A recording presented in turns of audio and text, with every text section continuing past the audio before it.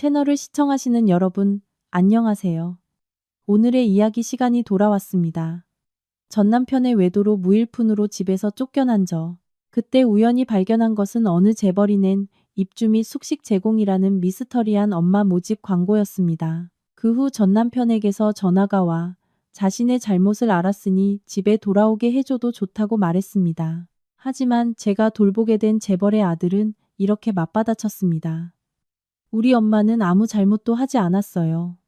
전 남편은 충격으로 휴대폰을 떨어뜨렸습니다. 서울의 겨울비는 여름 소나기처럼 요란하지는 않지만 마음속 깊은 곳까지 얼어붙게 하는 차가움을 품고 있습니다. 3년의 청춘, 3년의 결혼 생활, 그리고 며느리로서의 3년. 지금 제 손에 남은 것은 한쪽 바퀴가 망가진 슈트케이스뿐. 그것이 발밑에서 차갑게 누워 있었습니다. 저는 뺨을 맞은 지 얼마 안 된 볼에 살며시 손을 얹었습니다. 욱신거리는 열감은 아직 남아 있었지만 가슴 속에서 무언가가 죽어버린 듯한 허무함에 비하면 아픔조차 느껴지지 않았습니다. 오늘 밤, 박민주는 그 여자를 집에 데려왔습니다. 그녀는 저보다 젊고 아름다웠고 무엇보다 임신으로 배가 크게 불러 있었습니다. 저의 시어머니, 한때 제가 존경을 담아 어머니라고 불렀던 그 여성은 마치 깨지기 쉬운 달걀을 다루듯 그녀를 부축하고는 저를 향해 날카로운 칼날 같은 시선을 던졌습니다. 시어머니는 저를 열매 맺지 못하는 동나무라고 했습니다. 3년이나 대를 잇지 못했으면 제 분수를 알고 당장 꺼지라고 했습니다. 민주는 그곳에 서서 제가 억지로 서명한 이혼 서류를 아직 손에 들고 있었습니다. 그의 목소리는 오만했습니다. 서명했으면 나가. 이 집엔 이제 산모를 위한 공간이 필요하거든. 공동명의 통장은 내 청춘에 대한 위자료라고 생각했지만 3년간 내 밥값이며 생활비를 빼면 딱 맞아떨어지겠네. 가볍게 나가는 게 좋을 거야. 사랑이 식어버린 인간의 잔혹함이 이토록 무서운 것이었던가. 저는 힘없이 웃었습니다. 이제 눈물도 나오지 않았습니다. 저의 눈물은 긴 밤 그의 귀가를 기다리며 이미 오래전에 말라버렸습니다. 민준이 낯선 향수 냄새가 밴 셔츠를 입고 취해 돌아올 때마다 저는 슈트케이스를 끌고 골목 입구로 향했습니다. 콘크리트 위를 구르는 바퀴의 덜컹거리는 소리는 마치 제 심장이 부서지는 소리 같았습니다. 북풍이 무자비하게 불어옵니다. 얇은 코트 속에서 저는 몸을 움츠렸습니다. 하루 종일 아무것도 먹지 못해 배에서 꼬르륵 소리가 납니다. 길가의 낡은 버스 정류장 벤치에 주저앉았습니다. 주황색 가로등이 무릉덩이에 희미하게 반사되고 있습니다. 이제 어디로 가야 할까요? 친정은 멀고 형편도 넉넉하지 않습니다. 아버지는 최근에야 병에서 회복하셨습니다. 이런 초라한 모습으로 돌아가 부모님께 걱정을 끼치고 싶지는 않았습니다. 주머니 속에는 현금 몇십만 원이 전부입니다. 물가 비싼 이 도시에서 제대로 된 비즈니스 호텔에서 하룻밤 묵는 것조차 불가능합니다. 드문드문 지나가는 차들을 바라보며 제 마음은 무겁게 가라앉았습니다. 여자의 인생은 남편에게 달렸다는데 저는 완전히 실패한 것 같습니다. 갑자기 검은색 고급 세단이 눈 깜짝할 사이에 지나갔습니다. 눈앞에 커다란 무릉덩이를 타이어가 훑고 지나가며 흙탕물이 화려하게 튀어올랐습니다. 제 바지 한쪽과 낡은 슈트케이스가 흠뻑 젖었습니다. 추위에 떨며 부자들의 무신경함에 욕을 하려던 그 순간 차창이 반쯤 내려오더니 구겨진 종이 한 장이 던져져 제 발밑에 떨어졌습니다. 그들이 버린 쓰레기, 지금의 저처럼 무정하게 버려졌을 겁니다. 화풀이로 걷어차 버릴까 생각했지만 호기심에 이끌려 몸을 숙여 그것을 주워 들었습니다. 종이는 조금 젖어 너덜너덜했지만 가로등의 희미한 불빛 아래에서도 굵은 글씨로 인쇄된 글자는 아직 읽을 수 있었습니다. 아이를 위한 특별 케어 스태프 모집. 입주 및 숙식 제공. 제 눈은 입주 및 숙식 제공이라는 6글자에 못 박혔습니다. 길 위를 헤매는 저에게 그 말은 망망대해에 떠있는 구명부표처럼 빛나 보였습니다. 저는 젖은 종이를 허벅지 위에서 펴고 주의 깊게 읽어 내려갔습니다. 평범한 가사 도우미나 전문 베이비시터 모집이 아니었습니다. 요구 조건은 매우 기이했습니다. 인내심이 강하고 높은 스트레스를 견딜 수 있는 분, 사생활에 간섭하지 않을 분, 외부와 격리된 생활을 받아들일 수 있는 분. 급여는 협의 후 결정. 하지만 주거와 식사, 생활비는 제공된다고 적혀 있었습니다. 아래에는 평창동 부촌에 위치한 주소가 적혀 있었습니다. 그곳은 까다롭고 폐쇄적이기로 유명한 부유층 지역입니다. 연락처로는 휴대폰 번호 하나뿐, 모집자의 이름도 중개업체 이름도 없었습니다. 너무나 간소해서 의심스러운 구인 광고였습니다. 평소에 저라면 사기나 어떤 함정이라고 생각했을 겁니다. 하지만 세상으로부터 외면당하고 굶주림과 추위가 몸을 파고드는 지금 제게 잃을 것이 무엇이 있을까요? 손목시계를 보니 이미 밤 10시가 넘었습니다. 그 저택까지는 꽤 거리가 있지만 걸어가서 막차 버스를 타면 정문까지는 어떻게든 시간 안에 도착할 수 있을지도 모릅니다. 무모한 생각이 머리를 스쳤습니다. 한번 시도해보면 어떨까? 만약 사기라면 조금 수고가 늘어날 뿐. 만약 진짜라면 적어도 오늘 밤은 비바람을 피할 수 있는 지붕 아래에서 잠들 수 있다. 얼어붙는 버스 정류장에서 떨 필요는 없는 것이다. 저는 숨을 들이쉬었습니다. 겨울밤의 차가움이 제 머리를 그 어느 때보다 맑게 만들었습니다. 저는 일어서서 슈트케이스를 고쳐잡고 버스 정류장을 향해 빠른 걸음으로 향했습니다. 운명의 마지막 도박을 해보기로 마음먹고 평창동의 고급 주택가는 도시의 소음과 완전히 격리되어 바람에 흔들리는 소나무 너머로 조용히 자리 잡고 있었습니다. 눈앞에 나타난 거무칙칙한 철문은 마치 동화 속에 나오는 잊혀진 성의 입구 같았지만 어둡고 인기척이 없는 버전이었습니다. 인터폰을 누르자 정적을 가르듯 날카로운 소리가 울려 퍼졌습니다. 잠시 후 쪽문이 삐걱거리며 열리고 나이든 남성이 나타났습니다. 그는 집사다운 단정한 옷차림을 하고 있었지만 얼굴에는 고생의 흔적이 새겨져 있었습니다. 그는 저를 머리끝부터 발끝까지 훑어보는 듯한, 그리고 조금 놀란 듯한 눈으로 보았습니다. 누구신지? 그의 목소리는 낮고 쉬어 있었습니다. 저는 아직 손에 쥐고 있던 구겨진 종이를 내밀었습니다. 안녕하세요. 이 전단지를 보고 일자리에 지원하려고 왔습니다. 집사는 종이를 보고 그리고는 제 바지 한쪽이 젖고 더러워진 초라한 모습에 눈길을 주었습니다. 그는 작게 고개를 저으며 한숨을 쉬었습니다. 아마 그는 지금까지 많은 사람이 왔다가 떠나는 것을, 많은 실망을 보아왔을 겁니다. 이제 희망을 갖는 것조차 포기한 듯 했습니다. 하지만 보는 몸을 옆으로 비켜섰습니다. 들어오세요.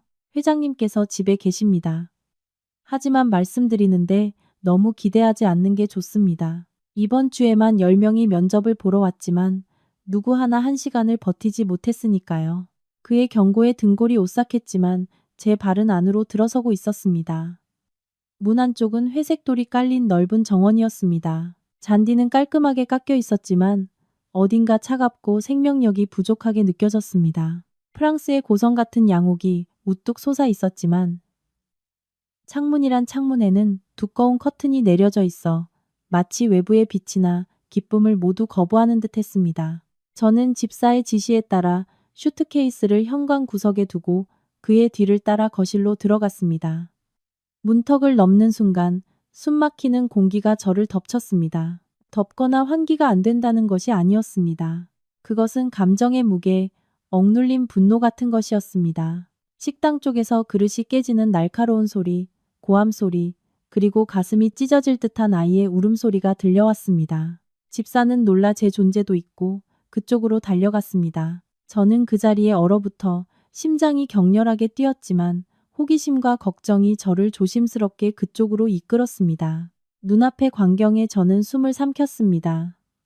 그곳에는 깨진 도자기 파편과 흰죽이 흩어져 있었습니다. 흰 셔츠를 입은 남성이 소매를 걷어 올리고 다부진 팔을 드러내며 식탁에 양손을 짚고 있었습니다.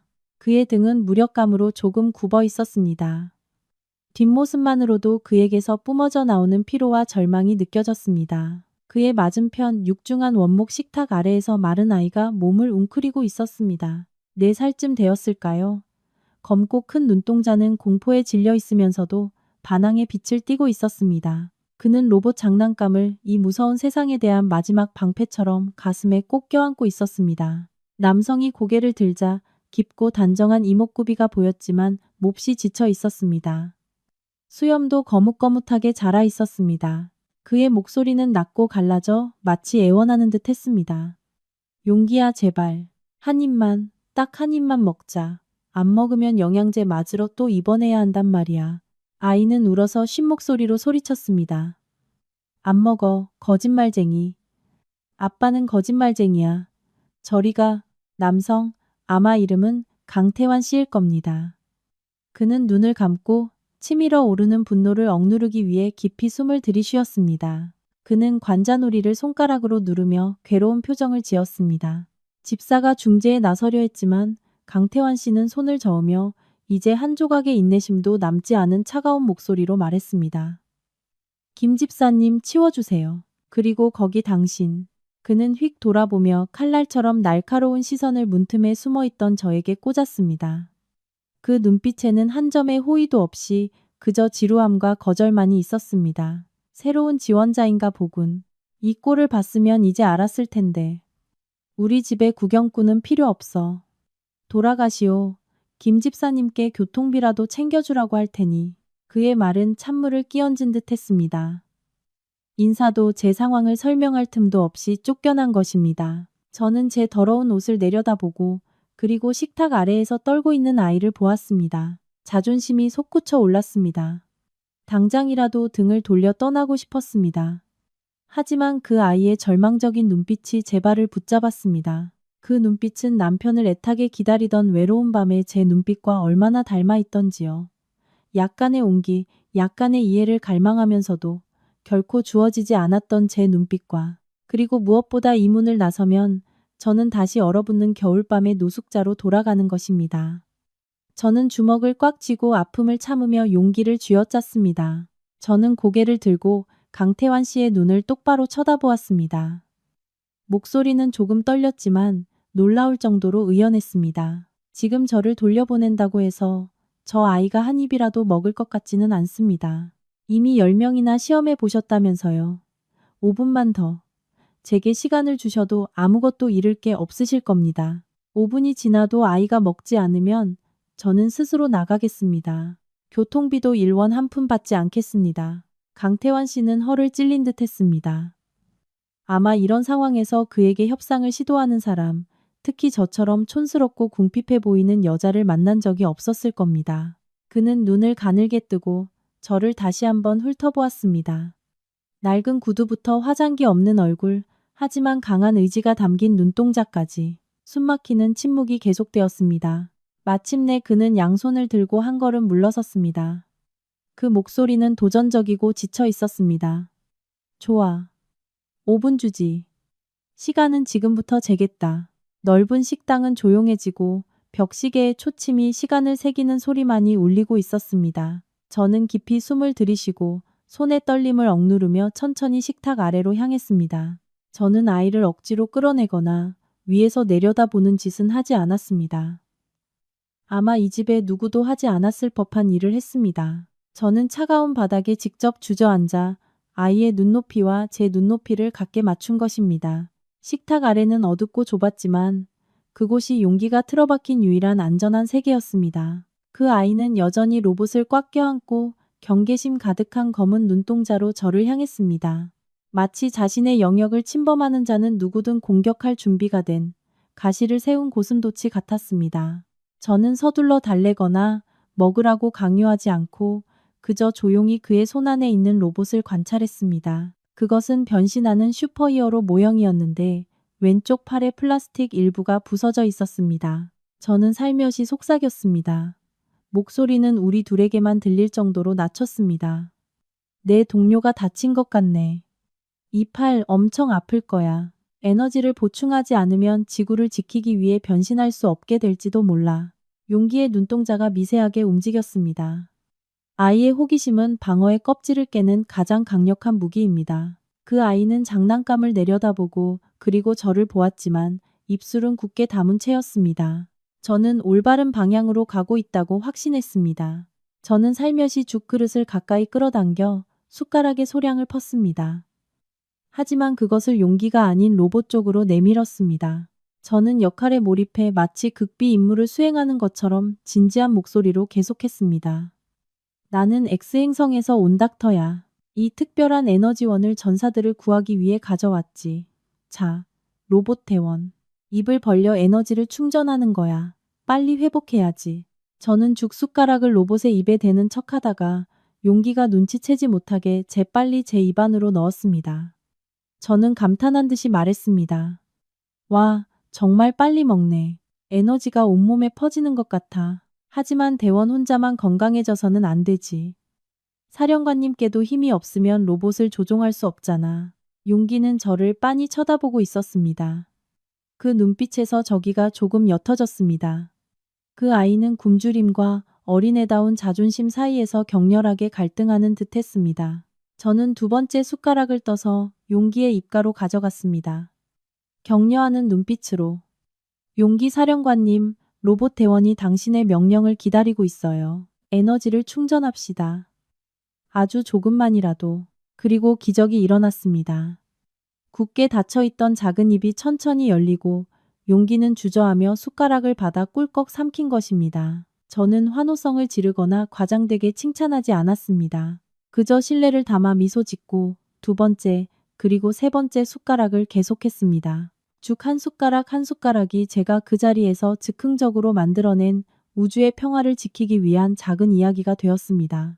강태환 씨는 문에 기대어 모든 것을 지켜보고 있었습니다. 저는 그를 보지 않았지만 그의 시선이 처음의 경멸과 지루함에서 놀라움과 약간의 불가해함으로 바뀐 것을 느꼈습니다. 그는 저 같은 촌스러운 여자가 이런 시시한 이야기로 그의 완고한 아들을 매료시킬 줄은 꿈에도 몰랐을 겁니다. 5분이 지났고 죽은 절반 정도 없어졌습니다. 용기는 갑자기 그릇을 밀치고 고개를 저었습니다. 이제 됐어. 사령관은 충전 완료. 저는 억지로 먹이지 않고 부드럽게 그의 입을 닦아주었습니다.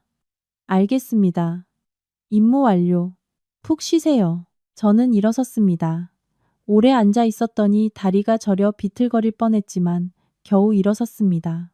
저는 강태환 씨 쪽으로 돌아섰습니다. 그는 팔짱을 끼고 있어 표정을 읽을 수 없었습니다. 저는 바지에 먼지를 털고 태연한 목소리로 말했습니다. 아이가 먹었습니다. 전부는 아니지만 영양제는 피할 수 있을 겁니다. 당신의 도전에 저는 답했습니다. 그럼 실례하겠습니다. 저는 슈트케이스를 가지러 가려는데 강태환 씨의 낮은 목소리가 제 발걸음을 멈췄습니다. 기다려. 그가 다가왔습니다. 그에게서 풍기는 샌다로드 향이 이 방의 눅눅한 냄새를 압도했습니다. 이름이 뭐지? 저는 고개를 들었습니다. 서하늘입니다. 서하늘 씨라. 강태환 씨는 중얼거렸습니다. 그의 눈빛에 이제 거절의 빛은 없고 대신 사업가다운 계산이 깃들어 있었습니다. 좋아, 서하늘 씨. 당신을 채용하지. 수습 기간 월급은 200만 원. 입주 및 숙식 제공. 성과를 내면 보너스도 주겠다. 김 집사에게 방을 준비시키도록 하지. 200만 원. 그 금액은 지금의 저에게는 믿을 수 없을 만큼 큰 돈이었습니다. 빚을 갚고 인생을 다시 시작하기에 충분한 액수입니다. 제가 감사 인사를 하기도 전에 주머니 속 휴대폰이 격렬하게 울렸습니다. 화면에는 박민준이라는 두 글자. 메시지는 짧았지만 칼처럼 날카로웠습니다. 집 나갔다고 울면서 돌아올 생각 마라. 엄마 시켜서 자물쇠 바꿨으니까. 저는 자조적으로 웃으며 화면을 끄고 강태환 씨를 올려다 보았습니다. 감사합니다. 최선을 다하겠습니다. 평창동 저택에서의 첫일은 생각만큼 순조롭지 않았습니다. 어젯밤 용기의 협조는 아이의 변덕이었거나 아니면 단지 너무 배가 고팠기 때문이었던 것 같습니다. 다음 날 점심, 전쟁은 다시 시작되었습니다. 용기는 아기 의자에 앉아 숟가락으로 식탁을 쾅쾅 두드리며 큰 소리로 외치고 있었습니다. 안 먹어. 야채 안 먹어. 야채는 괴물의 독이야. 그는 손을 휘둘러 야채가 든 밥그릇을 바닥에 내동댕이 쳤습니다. 흰 밥알과 녹색 야채가 흩어지며 주변은 혼돈의 전쟁터가 되었습니다. 강태환 씨는 식탁 끝에 앉아 미간을 찌푸리고 있었습니다. 그는 젓가락을 놓고 소리치려다 참고 그저 무력감에 찬 한숨을 내쉬었습니다. 아마 그는 이 광경에 익숙해져 있고 저택 밖에서는 성공한 남자의 인내심이 작은 아들 앞에서는 소용없는 듯 했습니다. 그는 저를 보며 자, 당신이 뭘 할 수 있는지 보여줘봐라는 듯한 시선을 보냈습니다. 저는 서둘러 치우거나 용기를 꾸짖지 않았습니다. 정서적으로 불안정하고 응석바디로 자란 아이는 강요할수록 반항한다는 것을 알고 있었기 때문입니다. 저는 주방으로 향했습니다. 그곳에는 골든 리트리버 까미가 꾸벅꾸벅 졸고 있었습니다. 그 이름은 김 집사님이 지어준 것으로 그 빛나는 황금색 털과는 전혀 반대였지만 까미는 매우 온순하고 식탐이 많았습니다. 저는 깨끗한 스테인리스 그릇을 가져와 고기와 야채를 섞은 밥을 조금 담고 까미를 데리고 식당으로 들어왔습니다. 큰 개의 등장에 용기는 눈을 동그랗게 뜨고 숟가락을 두드리는 소리도 뚝 그쳤습니다. 저는 까미의 밥을 용기의 의자에서 조금 떨어진 곳에 두고 그리고 다른 밥그릇을 용기 앞에 놓았습니다. 저는 까미의 머리를 쓰다듬으며 큰 소리로 말했습니다. 까미야, 안녕. 시합이야. 누가 더 빨리 깨끗하게 먹나 승부다. 이기는 편에게는 용사의 메달을 줄게. 지는 편은 저는 용기에게 도전적인 미소를 지으며 힐끗 보았습니다. 지는 편 목까지 까미가 다 먹어버릴 거야. 까미는 식탐이 많아서 순식간에 솥에 있는 밥도 다 먹어버릴걸. 용기는 지기 싫어하는 아이였습니다. 그것은 어제 로봇을 완강히 지키던 모습에서 알 수 있었습니다. 개에게 자기 밥을 빼앗기고 지는 것 따위 그의 어린 자존심이 허락하지 않았을 겁니다. 용기는 까미를 쏘아보고 그리고 눈앞에 밥을 보았습니다. 까미는 이기고 지는 것 따위 신경 쓰지 않고 그저 맛있는 냄새에 꼬리를 흔들고 있었습니다. 준비, 시작. 제가 외치자 까미는 자기 그릇에 달려들어 정신없이 먹기 시작했습니다. 그것을 본 용기도 허둥지둥 급하게 밥을 입으로 옮기기 시작했습니다. 그는 정신없이 먹었고 더는 야채를 골라낼 여유도 없었습니다. 한 입, 두 입, 그리고 순식간에 그릇은 비었습니다. 강태환 씨는 석상처럼 굳어 눈을 크게 뜨고 눈앞의 기묘한 광경을 보고 있었습니다. 그의 아들과 개가 묵묵히 경쟁하며 밥을 먹고 있는 것입니다. 용기의 그릇이 깨끗해진 것과 까미가 자기 그릇을 핥아먹은 것은 거의 동시였습니다. 저는 박수치며 외쳤습니다. 대단해, 둘 다 챔피언이야. 하지만 용기 사령관님이 한 톨도 흘리지 않고 깨끗하게 먹었으니까 용기의 승리. 용기는 활짝 웃었습니다. 배는 빵빵하고 자랑스러운 표정입니다. 제가 이 아이의 꾸밈없는 미소를 본 것은 이번이 처음이었습니다. 강태환 씨는 일어서서 제 곁을 지나갔습니다. 그는 고맙다고 말하지 않았지만 그 부드러운 눈빛과 차가움이 조금 누그러진 시선이 무엇보다 큰 대답이었습니다.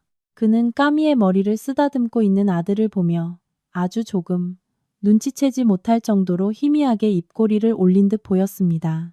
그날 밤 제가 쓰는 작은 방에서 옷을 개고 있는데 또 휴대폰이 울렸습니다. 역시 민준에게서였습니다. 저는 조금 망설이다 메시지를 열었습니다. 집으로 돌아와. 엄마가 그러시는데 네가 내 잘못을 인정하고 조상님들께 엎드려 사죄하고 내 애인도 받아들인다면 집에 돌아오는 걸 생각해 보겠대. 남편한테 버림받은 여자는 아무도 안 데려가니까 강한 척하지 마. 민준의 말 한마디 한마디가 바늘처럼 제 마음을 찔렀습니다. 슬픔에서가 아니라 혐오감 때문이었습니다. 그는 저를 뭐라고 생각하는 걸까요? 버리고 싶을 때 버리고 죽고 싶을 때 죽을 수 있는 낡은 물건이라고? 저는 오늘 낮에 용기의 미소를 낯선 집에서 제가 쓸모있고 존중받는다는 느낌을 떠올렸습니다. 저는 깊이 숨을 들이쉬고 민준의 전화번호를 수신 거부했습니다. 사흘 후 제가 거실 책장을 청소하고 있는데 김 집사님이 와서 회장님께서 서재에서 부르신다고 전했습니다. 강태환 씨의 서재는 2층에 있고 육중한 원목색으로 둘러싸여 있었습니다. 천장까지 닿는 책장에는 경제, 정치, 외국 문학 전문서가 빽빽하게 꽂혀 있어 위엄과 지성을 느끼게 했습니다.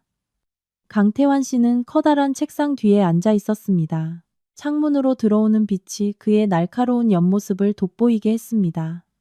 하지만 외로운 옆모습을 앉아. 그는 맞은편 가죽 의자를 가리켰습니다. 그 말투는 서먹하고 거리가 있었습니다. 저는 조심스럽게 앉아 양손을 무릎 위에 모았습니다. 무언가 실수를 했는지 아니면 또 새로운 요구가 있는지 알 수 없었습니다. 강태환 씨는 제 앞에 얇은 서류 뭉치를 내밀었습니다. 표지에는 혼인계약서라고 굵은 글씨로 인쇄되어 있었습니다. 저는 망연자실에 눈을 크게 뜨고 글을 보았습니다. 이게 무슨 뜻이죠? 글자 읽을 줄 알잖아. 강태환 씨는 의자 등받이에 기대어 양손을 책상 위에 깍지 꼈습니다. 그의 시선은 깊은 호수 같았습니다. 나에겐 아내가 필요하고 용기에겐 엄마가 필요해. 다음 달 명문 유치원 면접을 보려면 서류상의 엄마가 말이지. 그 유치원은 가정환경 심사가 매우 까다로워. 저는 말을 잃었습니다. 하지만 왜 저인가요? 더 젊고 아름답고 우수한 여성을 찾으실 수 있을 텐데요.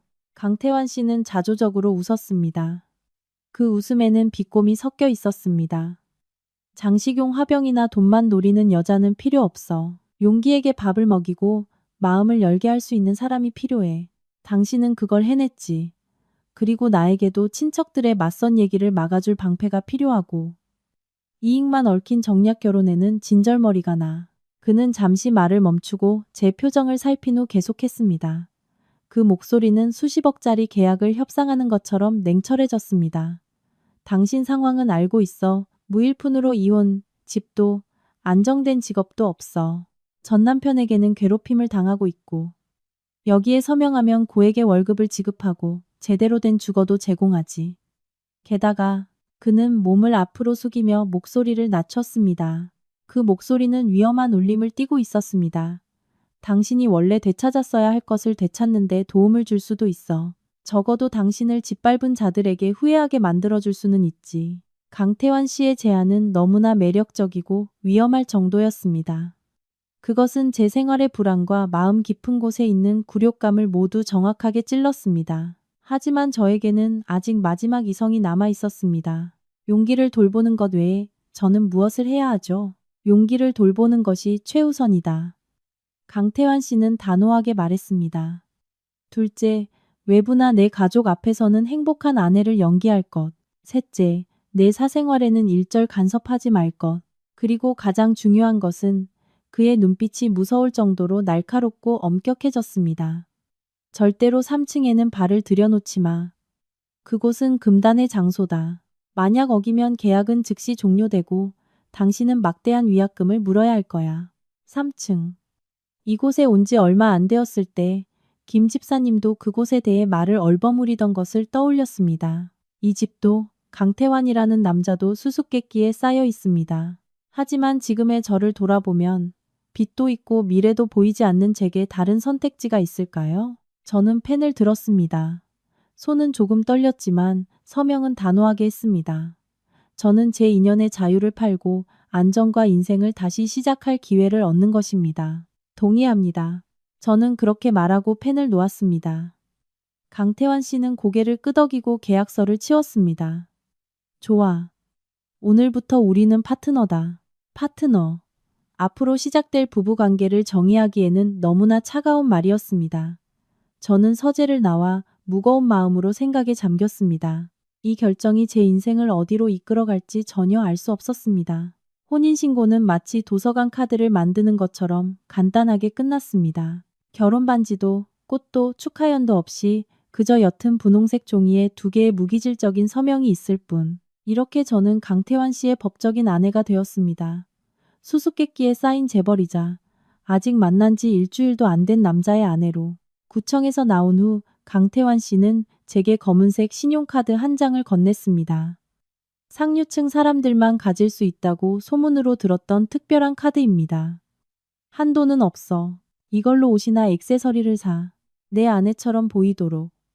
아내를 학대한다는 둥 남들에게 말 나오게 하지 마. 그는 마치 남는 물건을 던져주듯 무관심한 말투로 말했습니다. 저는 그 카드를 손에 들었지만 납덩이처럼 무겁게 느껴졌습니다. 그가 무슨 생각을 하는지 압니다. 제가 다른 돈만 밝히는 여자들처럼 백화점으로 달려가 미친 듯이 쇼핑을 할 거라고 생각하는 거겠죠. 하지만 저는 카드를 그에게 되밀었습니다. 이건 필요 없습니다. 옷은 평범한 것으로 깨끗하고 품위만 있으면 충분합니다. 제 것이 아닌 것을 몸에 걸치는 건 익숙하지 않아요. 강태환 씨는 미간을 찌푸리며 제 거절에 놀란 듯 했습니다. 돈이 싫은 건가? 아니면 고결한 척하는 건가? 돈은 싫지 않아요. 저는 그의 눈을 똑바로 보고 고개를 저었습니다. 오히려 매우 필요합니다. 하지만 제 힘으로 번 돈을 쓰고 싶어요. 월급의 일부를 갑을 받을 수 없을까요? 어디에 쓰려고? 강태환 씨가 물었습니다. 그 눈동자 깊은 곳에 호기심이 깃들어 있었습니다. 차를 사기 위해서입니다.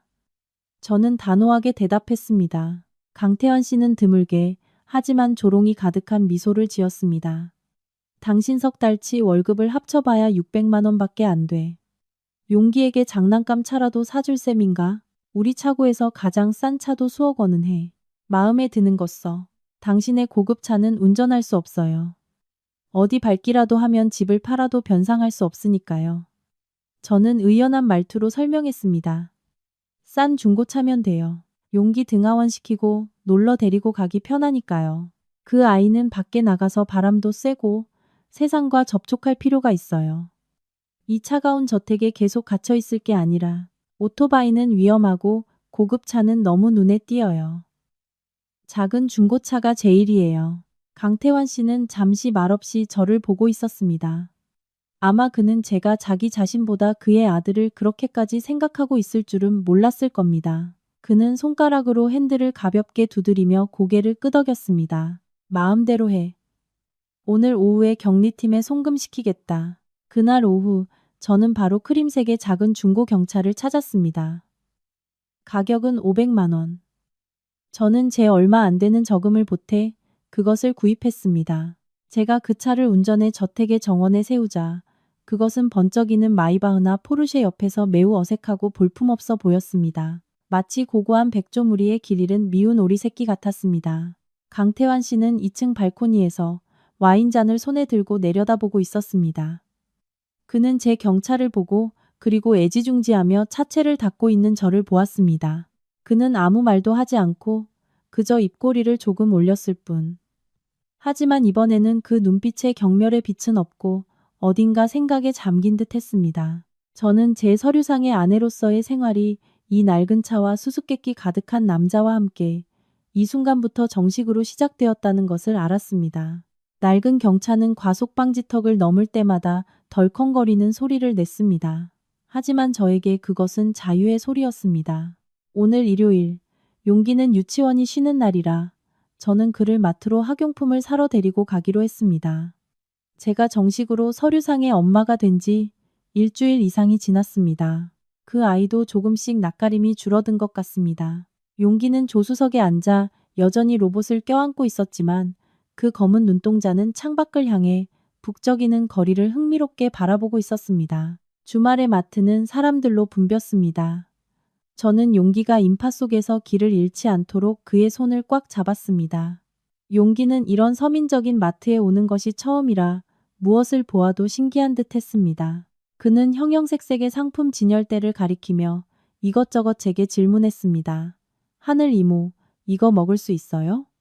왜 물고기는 이렇게 작은 수조에서 헤엄쳐요? 저는 하나하나 참을성 있게 설명하며 마치 진짜 엄마가 아이를 데리고 세상을 탐험하는 듯한 기분이 들었습니다. 우리는 문구 코너에서 멈춰섰습니다.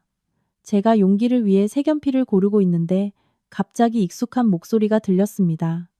평생 잊을 수 없는 목소리. 악몽 속에서 몇 번이고 저를 괴롭혔던 목소리. 이거 우리 아기한테 어울릴 것 같아? 저는 몸이 굳고 색연필 상자를 든 손이 떨렸습니다. 천천히 돌아보자 조금 떨어진 곳에 박민준이 배가 부른 여성 옆에 서 있었습니다. 그는 번지르르한 양복을 입고 비싼 시계를 차고 눈꼴 시릴 정도로 다정한 태도였습니다. 그 여성은 제 행복을 빼앗아간 상간여임에 틀림없었습니다. 이제 당당하게 새 아내 행세를 하고 있었습니다. 운명이란 어찌나 짓궂은지요. 저는 당장이라도 용기를 데리고 그 자리를 떠나고 싶었지만 발이 납처럼 무거워 움직이지 않았습니다. 그때 민준이 고개를 들고 제 시선과 마주쳤습니다. 그의 입술에서 미소가 사라지고 대신 놀라움이 떠올랐고 그것은 곧 경멸과 조롱의 표정으로 바뀌었습니다. 그는 새 아내에게 무언가 속삭이고 그리고 천천히 이쪽으로 걸어왔습니다. 어이구 누구신가 했더니 내 전처 아니야. 나 떠나서 어떻게 사나 했더니 결국 남의 집에나 보고 있네. 그는 용기를 힐끗 보고 그리고 제 수수한 옷차림을 보고 비웃는 듯한 목소리로 말했습니다. 그 꼴을 보니 힘들겠네. 아까 주차장에서 네가 똥차 같은 거 운전하는 거 보고 불쌍해 죽는 줄 알았다고. 저는 용기 앞에서 어떻게든 평정을 유지하려 애쓰며 숨을 들이쉬었습니다. 아이에게 어른들의 싸움을 보여주고 싶지는 않았습니다. 내가 어떻게 살든 당신과는 상관없잖아요. 길 좀 비켜주세요. 저는 차갑게 쏘아붙이고 용기를 데리고 지나가려 했습니다. 하지만 민준이 저를 모욕할 기회를 쉽게 놓칠 리가 없었습니다. 그는 길을 막고 희죽거리며 웃었습니다. 상관없기는 그래도 3년이나 같이 살았는데 네가 그렇게 고생하는 걸 보니 나도 마음이 아프네. 그래, 이렇게 하자. 우리 집에서 곧 태어날 아기 기저귀나 갈아주지 않을래? 가사 도우미로 고용해 줄게. 어차피 넌 집안일에 익숙하고 내 자식은 없으니까 남의 자식 돌보는 건 잘하겠지. 그의 말 하나하나가 아직 아물지 않은 제 상처에 소금을 뿌리는 것 같았습니다.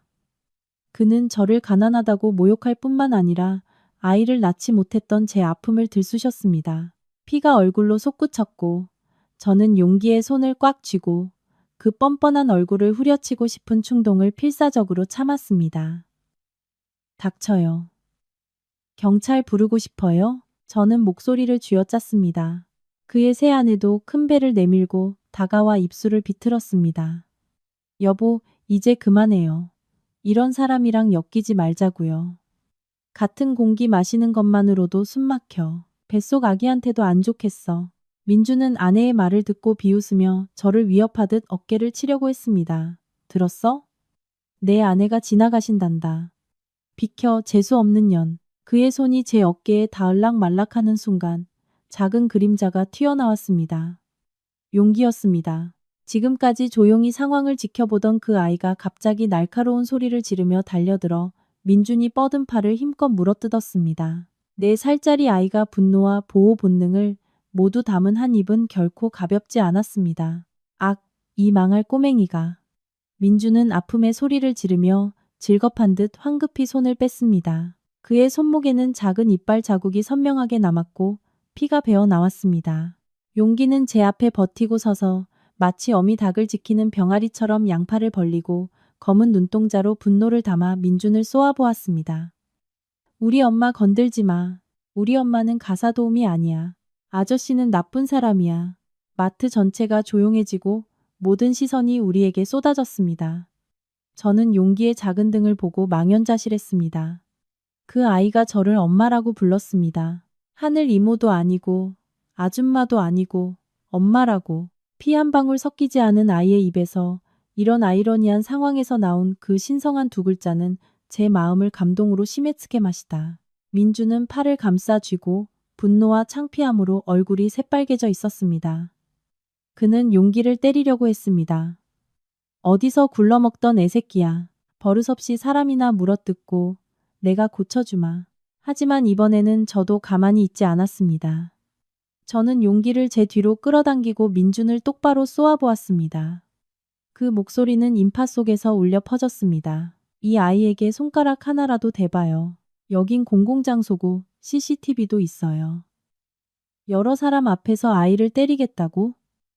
당신처럼 여자나 괴롭히는 비겁한 남자는 언젠가 천벌받을 거라고요. 주변 사람들이 웅성거리기 시작했습니다. 뭐야, 저 남자? 애를 때리려고 하잖아.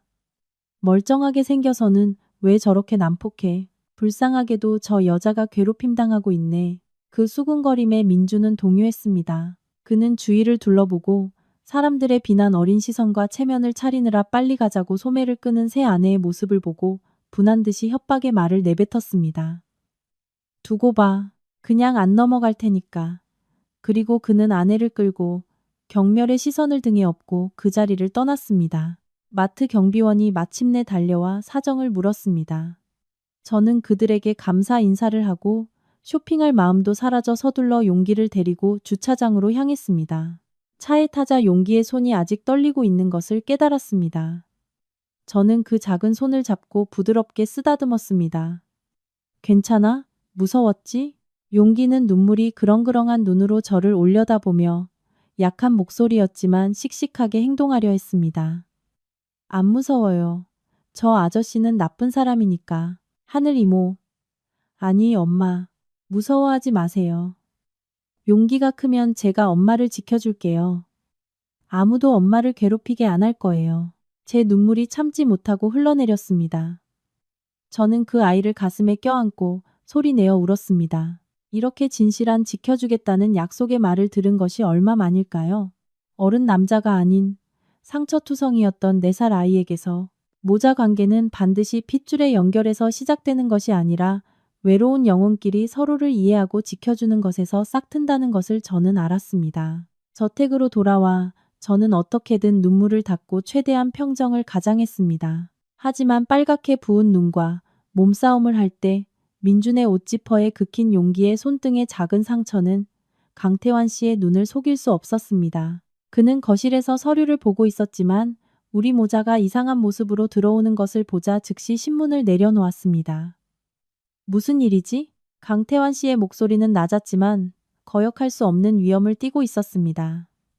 그는 저를 보고 그리고 용기의 손에 눈길을 주며 칼날 같은 미간을 찌푸렸습니다.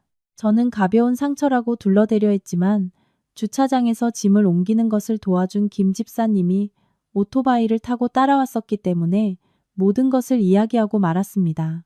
이야기를 다 듣자 강태환 씨의 얼굴은 어두워졌고 그의 주위 공기가 몇 도는 내려간 것처럼 차가워졌습니다. 그는 아무 말도 하지 않았습니다. 저를 위로하지도 용기를 칭찬하지도 않았습니다. 그저 조용히 일어서서 서재로 향해 문을 닫았습니다. 잠시 후 그의 통화 목소리가 들려왔습니다. 그 말투는 차갑고 무자비했습니다. 선진의료기기 사장 박민준에 대해 조사해. 아무리 사소한 비리라도 좋아. 전부 캐내. 그리고 그놈 프로젝트에 흘러 들어가는 자금 전부 막아. 당장. 저는 몸을 떨었습니다. 이 남자의 진정한 힘을 처음으로 목격했습니다. 그는 소란을 피우거나 과장되게 행동하지 않습니다. 하지만 그의 행동은 결정적이고 치명적이었습니다. 그는 저를 위해 화를 내주는 걸까요? 아니면 자신의 체면이 손상되었기 때문일까요? 어느 쪽이든 제 마음에는 감사의 마음이 싹트고 있었습니다. 그날 저녁 식사는 어딘가 분위기가 달랐습니다. 강태환 씨는 식탁에 앉아 열심히 밥을 먹고 있는 용기를 보고 있었습니다. 그 아이는 오늘 마트에서의 일로 피곤했는지 아주 잘 먹었습니다. 갑자기 그는 김 집사님의 특기 요리인 탕수육 한 조각을 집어 제 밥그릇에 넣어주었습니다. 그 행동에 저도 김 집사님도 놀랐습니다. 그가 제게 음식을 덜어준 것은 이번이 처음이었습니다. 작지만 의미 있는 배려의 몸짓입니다. 먹어 그는 짧게 말하고 저를 보지 않고 자기 밥그릇으로 시선을 돌렸습니다. 내일부터 그 차 운전할 필요 없어. 당신은 내 아내야. 밖에서는 내 얼굴을 대표하고 있어. 남들이 당신을 얕볼 기회를 주지 마. 그건 나를 얕보는 것과 같으니까. 저는 밥그릇 안에 탕수육을 보고 그리고 그의 차가운 옆모습을 보았습니다. 그의 말은 여전히 명령조이고 체면을 지키기 위한 것이었지만 그 안에 숨겨진 온기를 느꼈습니다. 감사합니다. 저는 작은 목소리로 대답했습니다. 그리고 그날의 탕수육은 평소보다 맛있게 느껴졌습니다. 며칠 후 제가 용기와 거실에서 블록 쌓기 놀이를 하고 있는데 강태환 씨가 귀가했습니다. 그는 손에 금색의 화려한 초대장을 들고 있었습니다. 그는 그것을 테이블에 놓고 제 앞으로 밀어냈습니다. 이번 주 토요일 밤 준비해둬. 시내 경제계가 주최하는 연례자선 파티다. 저는 초대장을 손에 들었습니다. 샹들리에 불빛 아래에서 도들새김된 글자가 반짝반짝 빛나고 있었습니다. 경제인 자선 디너. 이것은 대기업 총수들과 그 부인들이 한자리에 모이는 제가 평생 발을 들여놓을 일 따위 없다고 생각했던 화려하고 먼 세계였습니다. 제가 가야 하나요? 저는 불안하게 물었습니다. 저는 그런 자리에 가본 적이 없어요. 어떻게 행동해야 할지 몰라서 당신에게 망신을 시킬지도 몰라요. 강태환 씨는 저를 태연한 눈으로 보았습니다. 아무것도 할 필요 없어. 그저 내 옆에서 미소 짓고 말수를 줄이고 있으면 돼. 나머지는 내가 알아서 할 테니 이건 당신의 신분을 공표하고 내가 아내를 숨기고 있다거나 사생활이 복잡하다는 등의 안 좋은 소문을 잠재울 좋은 기회다. 제가 아직 망설이며 제 수수한 실내복을 내려다보는 것을 보고 강태환 씨는 휴대폰을 꺼내 전화를 걸었습니다. 제니? 내일 오후에 내 팀 데리고 우리 집으로 와줘. 내 아내를 변신시킬 필요가 있어. 단정하면서도 가장 기품 있는 드레스로 골라줘. 다음 날 오후 저택은 작은 뷰티 살롱으로 변했습니다. 전문 스타일리스트 팀이 화려한 이브닝 드레스가 걸린 행거랙, 고가의 보석 상자, 그리고 온갖 고급 화장품을 가지고 왔습니다. 저는 옷 갈아입히는 인형처럼 드레스 피팅, 헤어 세팅, 메이크업 등 정신없이 다뤄졌습니다. 피팅룸 커튼이 열렸을 때 저는 커다란 거울에 비친 제 모습을 보고 숨을 삼켰습니다. 거울 속의 여성은 정말 저일까요? 머리는 우아하게 올림머리를 하고 하얀 목선을 돋보이게 했습니다. 이로슈에농, 세쿠로시니냐에노 시사레, これまでロークに隠されていた顔立ちが引き立てられています。私は神秘的なベルベットの深い青色のイブニングドレスを身にまとっていました。それは引き締まった体にフィットし、魅力的でありながらも高貴な雰囲気を醸し出していました。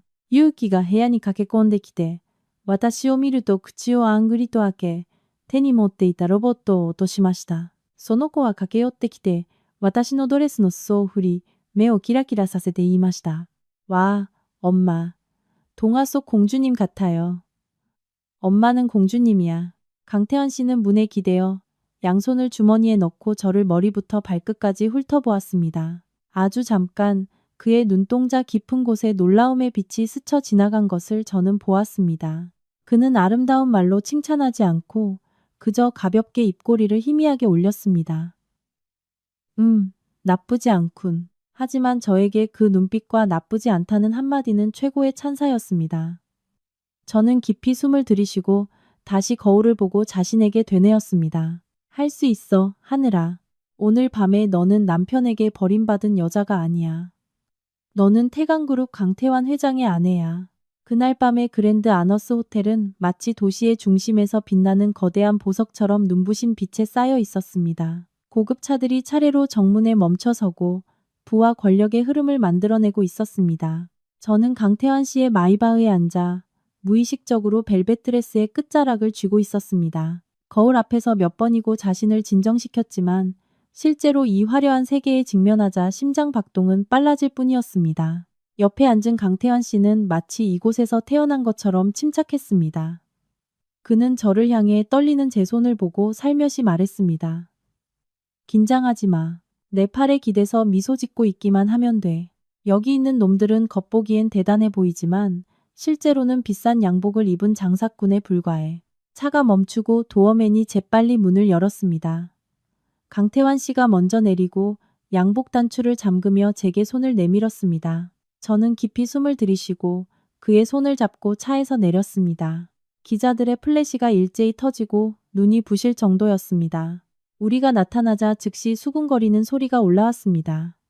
저 사람은 태강그룹 강 회장 아니야? 여자와 함께 있는 건 처음 보는데.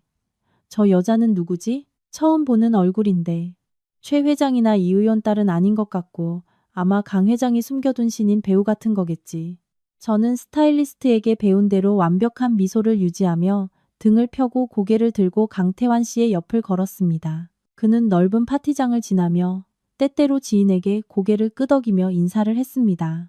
향수, 와인 향기, 그리고 감미로운 음악이 뒤섞여 호화로우면서도 숨막힐 듯한 분위기를 만들어내고 있었습니다. 파티의 한쪽 구석에서 저는 익숙한 모습을 보았습니다. 중년 남성에게 아첨하며 와인을 따르고 있는 박민준입니다. 그는 광택 나는 검은색 양복을 입고 머리를 올백으로 넘기고 그 미소는 아첨과 간청으로 가득 차 있었습니다. 옆에 임신 중인 새아내의 모습은 없었습니다. 아마 이런 비즈니스 파트너를 찾기 위한 행사에는 방해가 된다고 생각했겠죠. 민준이 명함을 돌리며 필사적으로 기회를 찾고 있는 것이 보였습니다. 그는 우리 쪽으로 향하고 있었습니다.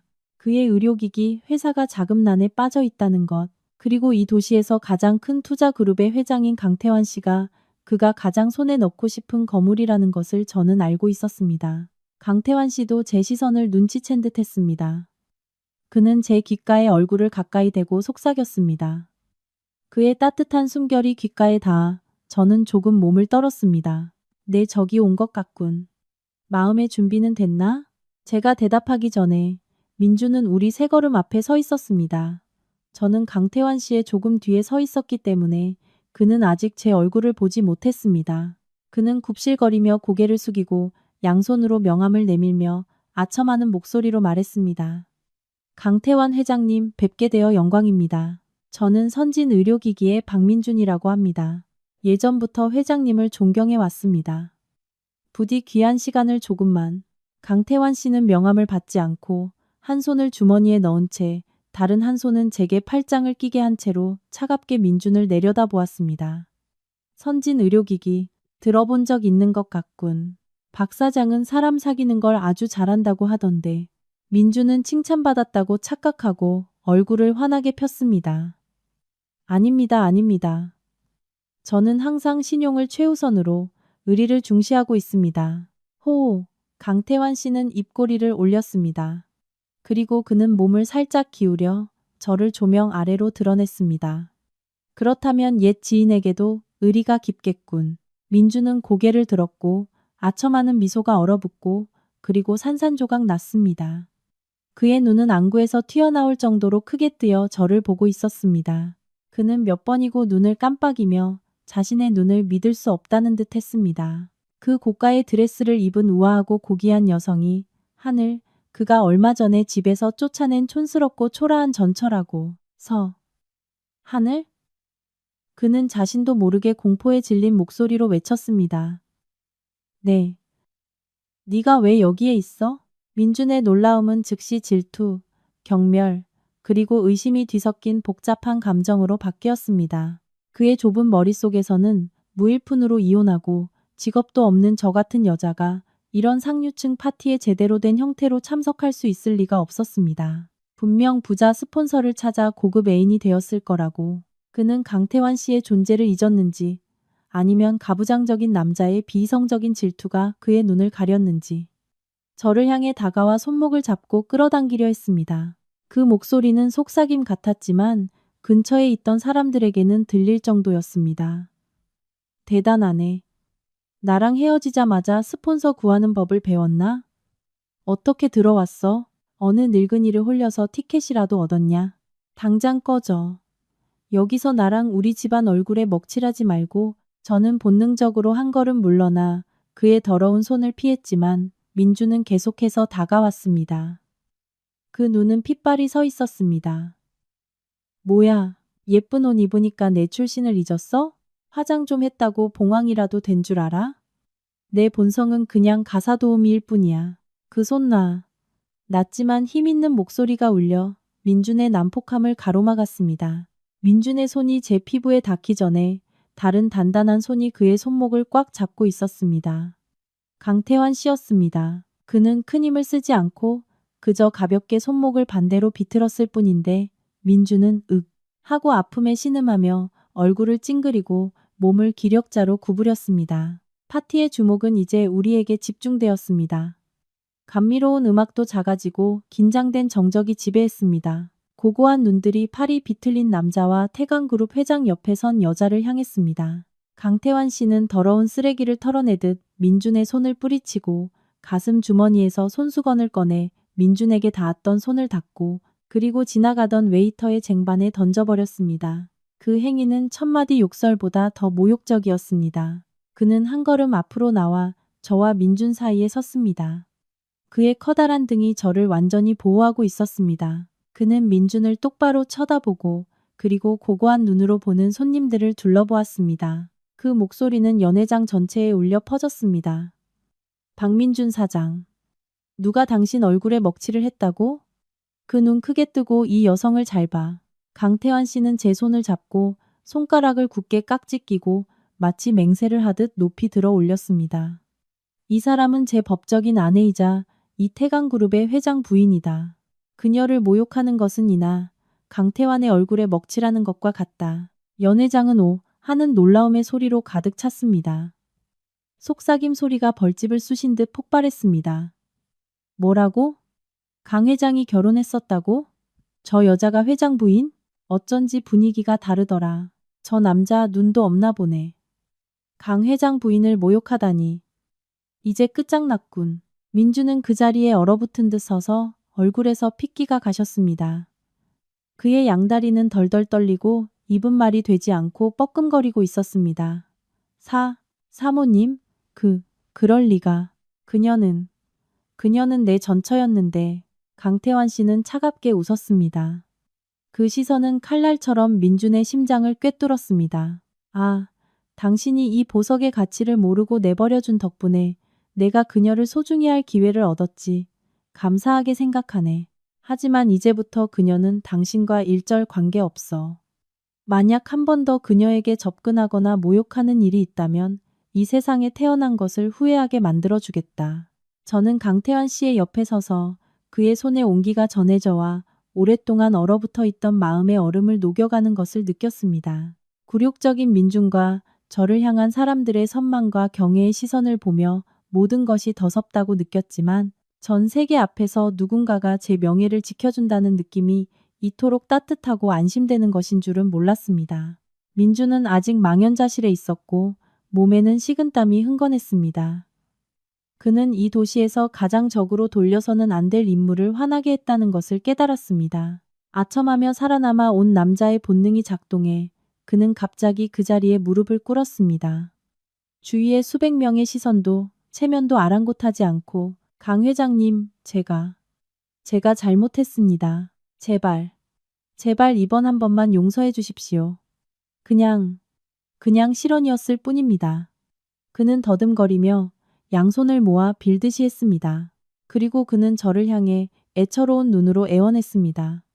하늘아, 아니 사모님. 제발 저를 위해 한마디만. 우리 부부였던 정이 있잖아. 3년의 정이. 저는 그를 보았습니다. 마음에는 한 점의 기쁨도 없이 그저 연민이 솟구쳐 올랐습니다. 이 남자를 저는 3년 전 사랑하고 존경했다. 지금 얼마나 비참하고 값싼가. 그는 스스로 쓰레기통에 버렸을 부부의 정을 들먹이며 동정을 구하려 하고 있다. 강태환 씨는 제가 곤란해지기 전에 근처에 있던 비서에게 신호를 보냈습니다. 비서는 즉시 얇은 파일을 가져왔습니다. 강태환 씨는 그것을 받아 민준의 눈앞에 던졌습니다. 하얀 종이가 그의 주위에 펄럭이며 흩날렸습니다. 부부의 정이라고? 강태환 씨는 차갑지만 경멸에 찬 목소리로 물었습니다. 그럼 3년 전에 내 회사가 소아과에 납품했던 의료기기 로트에 대해 어떻게 설명할 거지? 기술적 결함이 있어서 수치가 틀렸었고 하마터면 여러 신생아가 죽을 뻔했어. 하지만 넌 돈으로 입막음을 하고 모든 것을 은폐했지.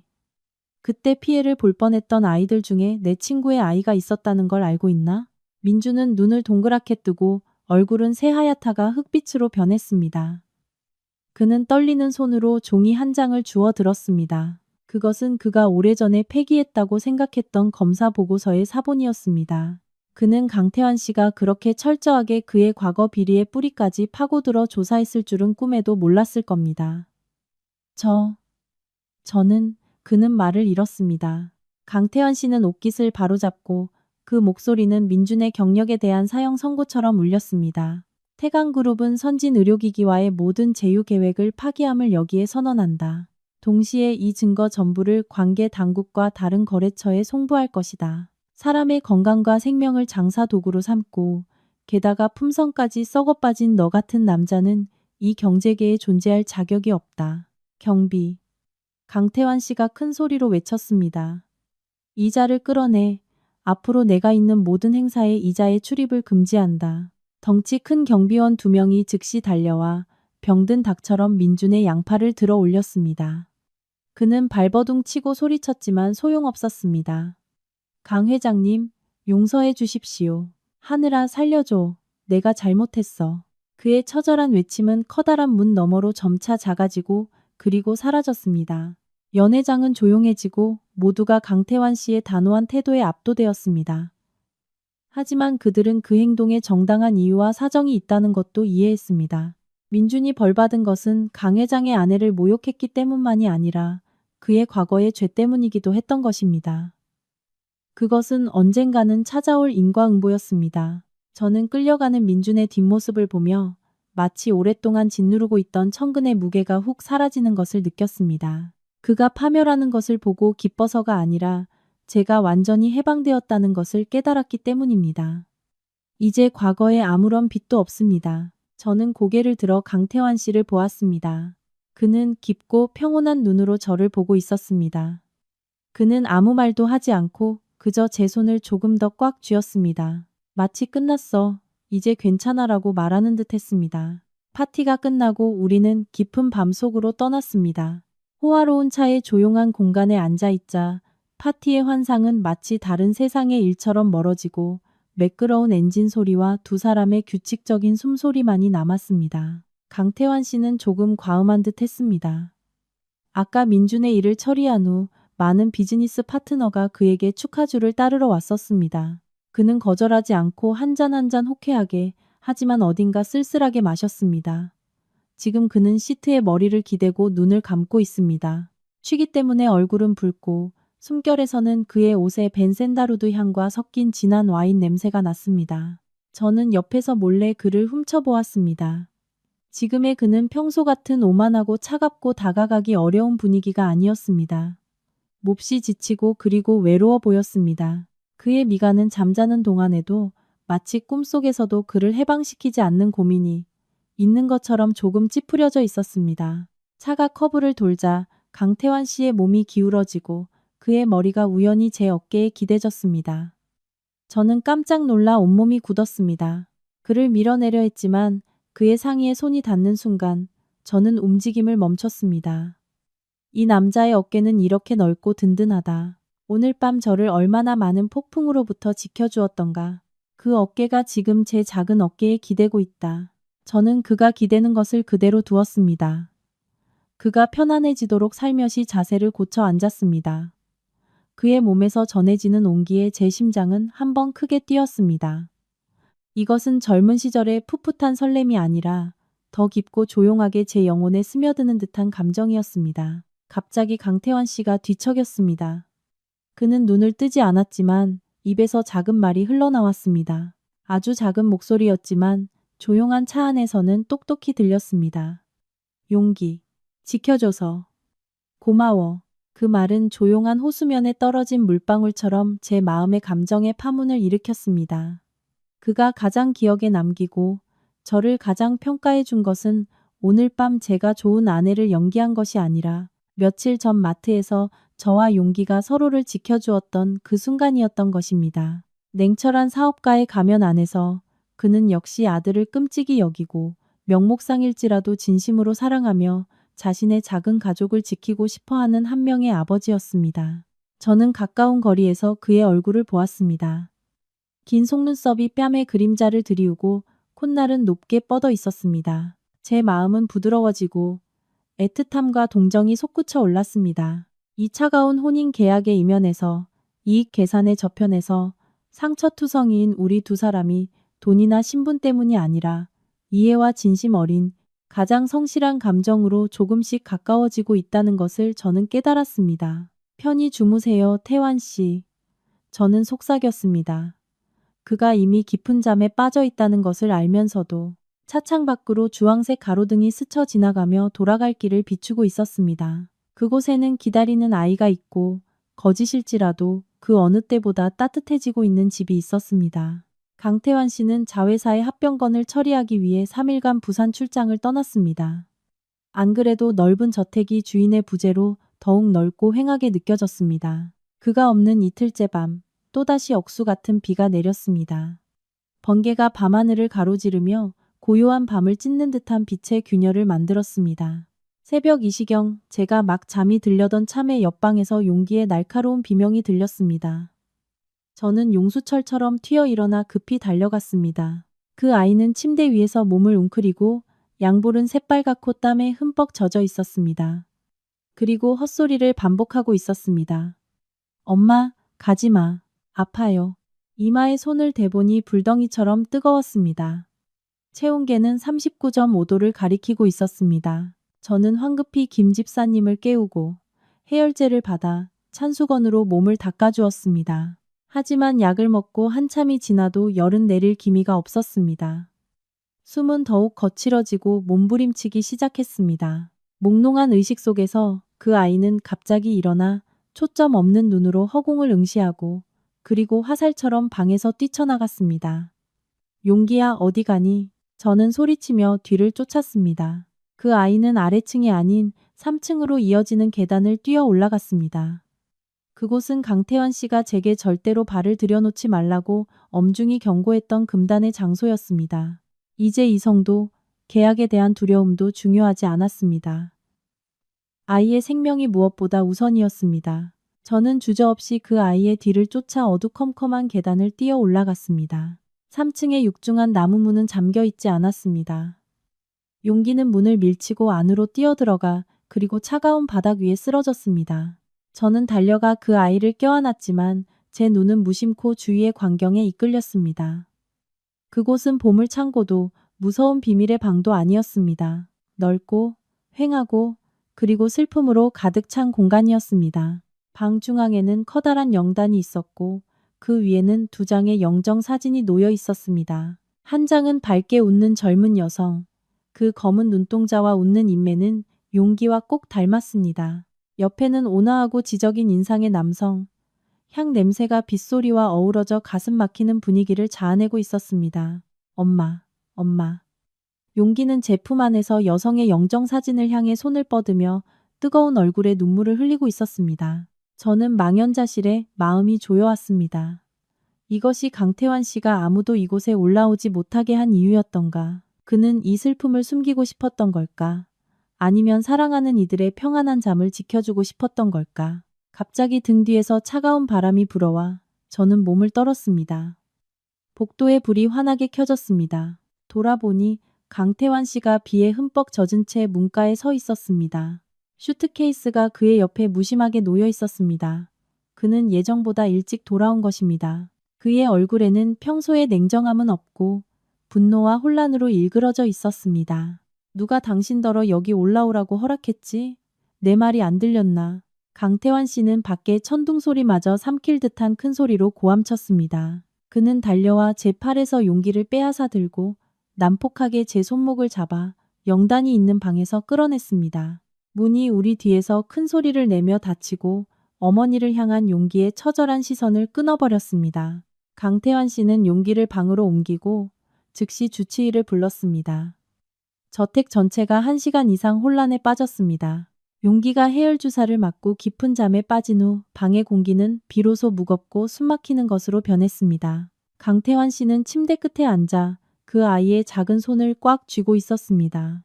그의 커다란 어깨가 미세하게 떨리고 있었습니다.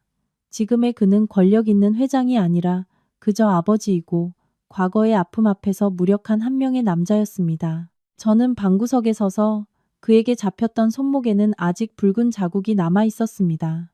저는 그를 원망하지 않았습니다. 그저 동정심이 솟구쳐 올랐습니다.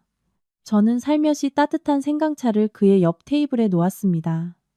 조금 드시고 몸 좀 녹이세요. 비에 젖으셨잖아요. 저는 조용히 말했습니다. 강태환 씨는 고개를 들었습니다. 그 눈은 핏발이 서고 충혈되어 있었습니다. 그는 생강차를 보고 그리고 저를 보았습니다. 아까의 분노는 사라지고 그저 지친 표정만이 남아 있었습니다. 그는 찻잔을 들어 단숨에 마시고는 괴로운 듯 한숨을 쉬었습니다. 미안했어. 아까는 이성을 잃었어. 아니에요. 저는 고개를 저었습니다. 규칙을 어긴 건 저니까요. 하지만 저 사진 속의 여성분은 강태환 씨는 잠시 침묵하며 먼 곳을 응시했습니다. 그 사람은 내 친누나 강나래다. 옆에 있는 사람은 매영이고 용기는 내 친아들이 아니야. 어렴풋이 짐작은 하고 있었지만 그의 입에서 직접 그 말을 들으니 역시 충격을 감출 수 없었습니다. 강태환 씨는 먼 과거에서 울려오는 듯한 잠긴 목소리로 말을 이어갔습니다. 4년 전 비참한 교통사고로 누나 부부가 세상을 떠났어. 그때 용기는 생후 겨우 3개월이었는데 엄마 품에 안겨 기적적으로 살아남았지. 매형 쪽 친척들은 누나가 남긴 막대한 재산을 노리고 양육권을 뺏으려고 했어. 난 조카를 그런 탐욕스러운 인간들 손에 넘길 수 없었어. 그래서 용기를 입양하고 성을 바꾸고 그쪽 친척들과는 일절연을 끊었지. 그는 주먹을 꽉 쥐어 관절이 하얗게 변했습니다. 가장 용서할 수 없는 건 사고를 낸 범인 음주운전 트럭 운전사였는데 어떤 권력자에 의해 사법 거래를 하고 가벼운 벌금과 집행유예만으로 풀려난 거야. 난 3년 동안 그 운전사를 봐준 배우를 찾아냈어. 그게 박민준의 삼촌이었어. 퇴직한 전직 경찰청 간부. 저는 숨을 삼키고 놀라움의 소리를 내지 않으려고 입을 막았습니다. 이 세상은 얼마나 좁고 그리고 잔인한가. 강태환 씨와 박민준 일가 사이의 깊은 골은 단지 사업상의 문제나 사교상의 충돌이 아니라 피해 원한이었던 것입니다.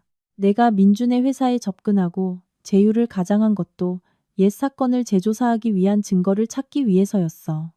강태환 씨는 저를 향해 죄책감 가득한 눈으로 말했습니다. 당신을 이 소용돌이에 휘말리게 해서 미안해.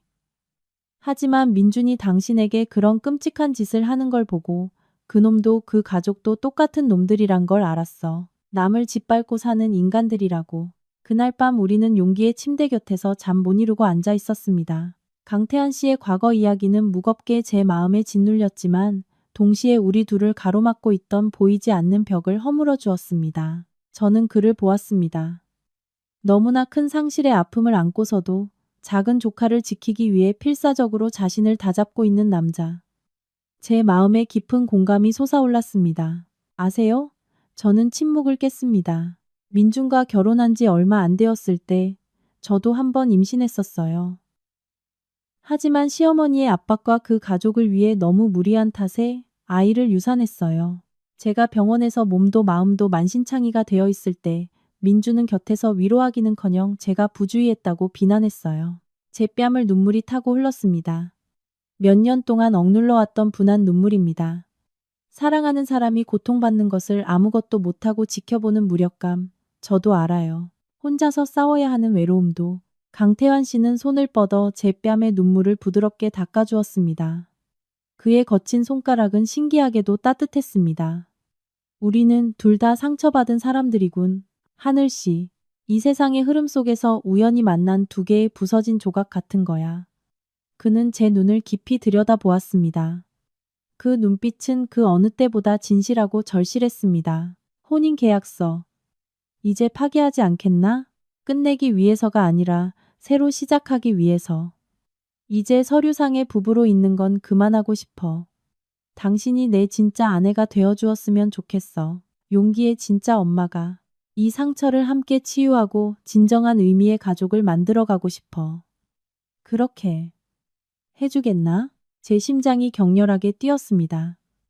그의 청혼에는 촛불도 꽃도 빛나는 다이아몬드 반지도 없었습니다. 그저 폭풍우 치는 밤, 아이의 침대 곁에서 속삭이는 가슴 아플 만큼의 진실함만이 있었습니다.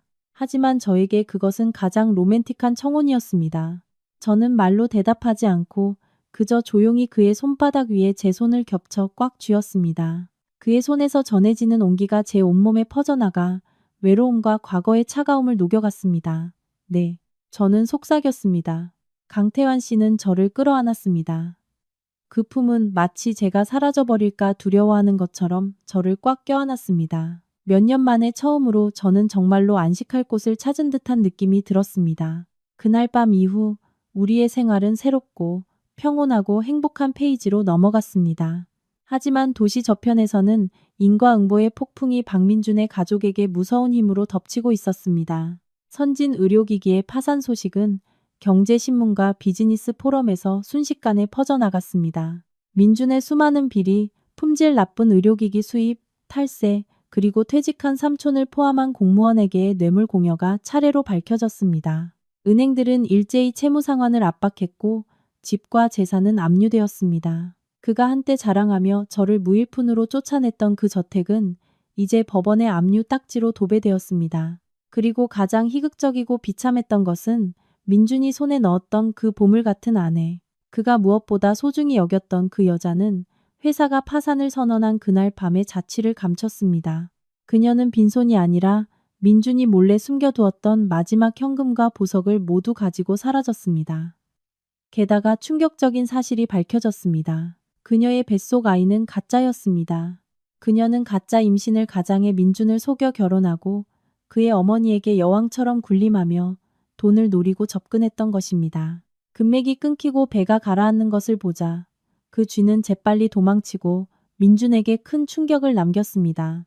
민준의 어머니, 한때 저를 쓰레기처럼 취급했던 그 시어머니는 며느리가 전 재산과 함께 도망치고 아들은 막대한 빚을 지고 감옥에 갈지도 모른다는 소식을 듣고 법원 앞에서 졸도했습니다. 그녀는 뇌졸중으로 쓰러져 반신불수가 되고 입은 비뚤어져 말도 할 수 없게 되었습니다. 그저 침대 위에서 하고 신음하며 무력감과 너무 늦은 후회 속에서 눈물을 흘리는 것밖에 할 수 없었습니다. 민주는 한때 잘나가던 사장에서 이제 무일푼이 되고 집도 없고 돈도 없고 병든 노모와 막대한 빚을 짊어지게 되었습니다. 그는 친구들에게 돈을 빌리러 다녔지만 한때 그와 술잔을 기울였던 자들은 이제 역병신처럼 그를 피했습니다. 저는 거실에서 인터넷 뉴스를 읽으며 마음의 한 점의 기쁨도 느끼지 못했습니다. 이 세상에 인과응보란 잔인할 정도로 공평한 것이다. 그들이 남에게 뿌린 씨앗은 이제 수백 배의 고통이 되어 그들 자신에게 돌아온 것이다. 저는 한숨을 쉬고 컴퓨터를 닫고 정원에서 용기가 즐겁게 나비를 쫓고 있는 것을 바라보았습니다. 이 인생에서 평온함이야말로 무엇보다 가치 있는 것이다. 그들은 죄 많은 허영을 위해 그것을 놓쳐버린 것이다. 겨울의 끝자락, 도시는 흐릿한 공기에 쌓여 있었지만 제 마음은 신기하게도 평온했습니다. 그날 오후 저는 작은 경차를 운전해 케이크 재료를 사러 나섰습니다. 강태환 씨가 용기가 요즘 제가 만드는 소금 캐러멜 시폰 케이크를 무척 좋아한다고 해서 가장 신선한 달걀을 직접 고르고 싶었습니다. 저택 문을 나서자마자 초라한 행색의 남자가 갑자기 차 앞으로 뛰어들어 저는 놀라 급브레이크를 밟았습니다. 창문을 열고 주의를 주려 했지만 유리 너머로 그 남자의 얼굴을 똑똑히 본 순간 저는 숨을 삼켰습니다. 박민준이었습니다. 불과 몇 달 못 본 사이에 그는 10살은 늙어버린 듯 거의 다른 사람이었습니다. 한때의 깔끔했던 양복은 구겨지고 더러워져 마치 둥글게 말아버려졌던 것 같았습니다. 덥수룩한 수염이 얼굴의 절반을 덮고 그 눈은 수면 부족과 아마도 알코올 때문에 퀭하고 충혈되어 있었습니다. 그는 차창을 두드리며 쉰 목소리로 애원했습니다. 하늘아 하늘아 나야. 문 좀 열어줘. 제발. 저는 조금 망설였지만 안전거리를 유지하며 조금만 창문을 열기로 했습니다. 땀과 싸구려 술의 시큼한 냄새가 코를 찔러 저는 얼굴을 찌푸렸습니다. 민주는 제가 이야기를 들을 기미를 보이자 황급히 창틀에 매달렸습니다. 한때는 잘 관리되었던 그 손은 이제 거무칙칙하고 떨리고 있었습니다. 하늘아, 살려줘. 이제 어쩔 수가 없어. 그는 흐느끼며 눈물과 콧물이 그 초췌한 얼굴을 타고 흘렀습니다. 엄마가 뇌졸중으로 누워 계셔. 병원에서는 치료비를 내라고 하는데 나한텐 한 푼도 없어. 집은 압류당했고 친구들은 다 등을 돌렸어. 너뿐이야. 너만 믿을 수밖에 없어. 그는 눈물을 닦고 낡은 정에 호소하려 했습니다. 우리 3년이나 부부였잖아. 네가 엄마가 고통스럽게 죽어가는 걸 보고만 있을 수 있어? 네가 지금 부잣집 사모님으로 행복하게 사는 거 알아. 아주 조금의 돈은 너한텐 푼돈이잖아. 빌려줘. 아니, 엄마를 살리기 위해 조금만 베풀어줘. 부탁이야. 그는 제 차 타이어 옆에서 무릎을 꿇으려고 했습니다. 한때 비바람 치는 밤에 저를 집에서 쫓아내고 마트에서 저를 모욕했던 남자의 그 비참한 모습을 보고 제 마음에는 말할 수 없는 씁쓸함이 솟구쳐 올랐습니다. 기쁨도 아니고 슬픔도 아니고 그저 운명의 잔혹한 순환에 대한 놀라움이었습니다. 일어나세요. 저는 스스로도 놀랄 만큼 평온한 목소리로 말했습니다. 그런 짓 하지 마세요. 여기 경비원에게 보이면 좋지 않아요. 민주는 제가 마음이 변했다고 생각했는지 그 눈에 탐욕스러운 희망의 빛이 깃들었습니다. 도와주는 거지? 아직 나를 생각해주고 있는 거지? 그렇지? 내 하늘이는 제일 착한 사람이니까. 착각하지 마세요. 저는 민준의 눈을 똑바로 쳐다보며 그의 달콤한 억측을 힘없는 미소로 끊었습니다. 저는 더 이상 당신의 하늘이가 아니에요. 당신이 제 얼굴에 이혼 서류를 던졌던 그 밤부터 저는 핸드백에서 작은 메모지와 펜을 꺼내 재빨리 주소를 적어 창문 틈으로 그에게 건넸습니다. 민주는 떨리는 손으로 그것을 받았지만 그 내용을 보자 그의 얼굴은 실망으로 일그러졌습니다. 그것은 수표도 현금도 아니고 외곽에 있는 사회복지시설과 자선요양원의 주소였습니다. 이게 뭐야? 그는 더듬었고 그 목소리는 간청에서 비난으로 바뀌었습니다. 난 엄마 치료비를 부탁하고 있잖아. 왜 이런 쓰레기 같은 시설 주소를 주는 거야? 엄마를 거기서 죽으라고? 그게 지금 제가 당신에게 해줄 수 있는 최선의 도움이에요. 제 목소리는 조금 차가워졌습니다. 거기에는 간호사가 있고 기본적인 약도, 살 곳도, 식사도 무료로 제공해줘요. 지금 당신 상황에서 저곳 사람들보다 어머님을 잘 돌볼 수 있다고 생각해요? 민주는 부들부들 떨었고 그 눈에 분노가 깃들었습니다. 이 잔인한 여자. 너는 그렇게 부자고 남편은 억만장자인데 나한테 몇백만 원 던져준다고 뭐가 달라져? 왜 그렇게 차가운 거야? 천벌이 무섭지도 않아? 천벌? 저는 웃었습니다. 그 웃음소리는 가볍지만 날카로웠습니다. 천벌이라고요? 당신 모습을 보세요. 누워 계신 어머님을 보세요.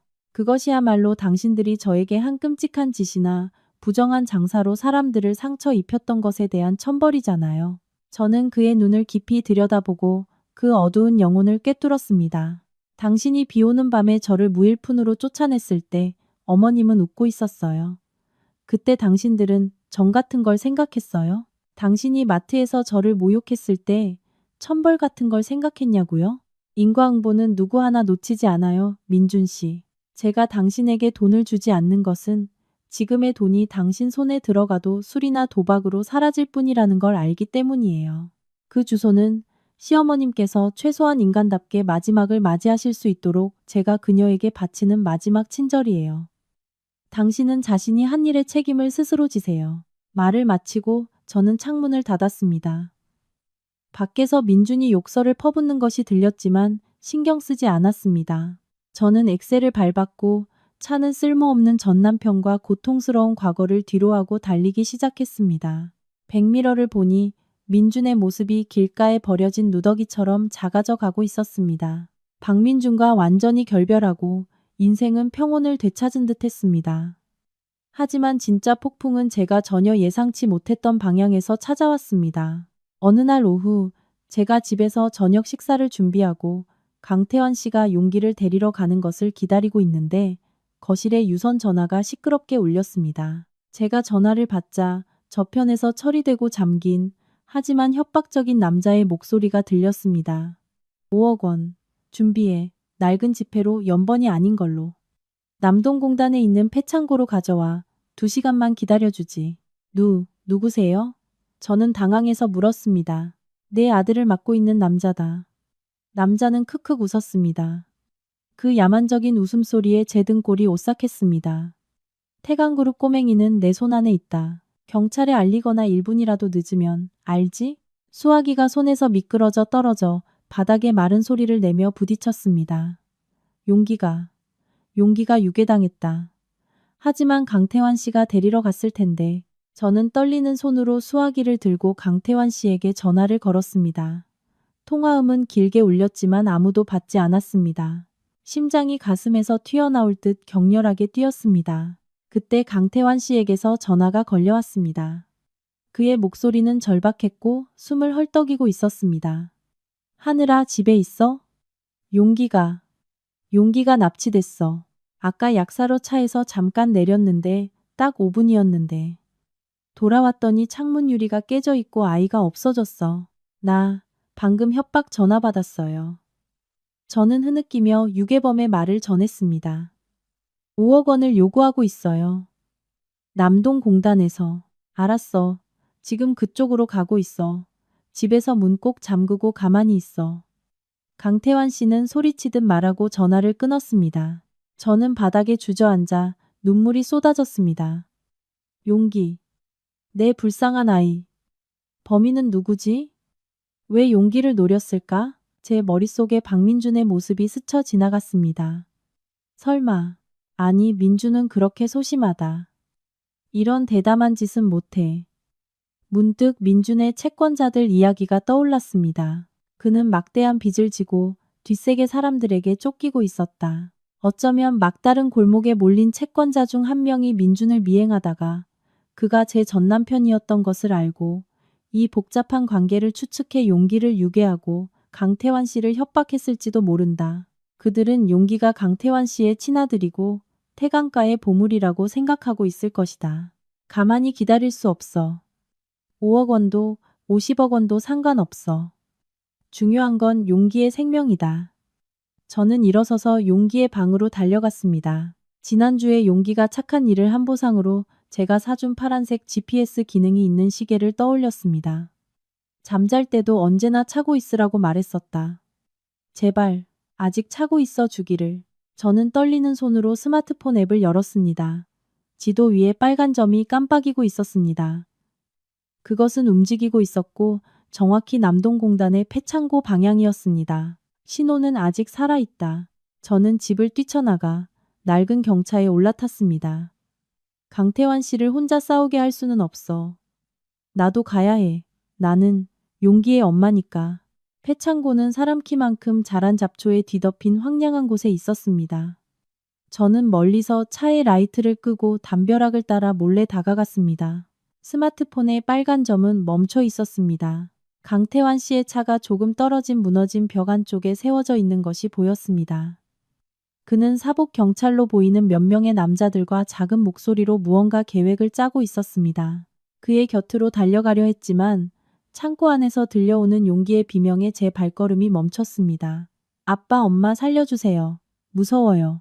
가슴이 찢어질 듯한 그 아이의 울음소리에 저는 모든 공포를 잊었습니다. 녹슨 철문 틈으로 안을 엿보았습니다. 어두컴컴한 창고 안.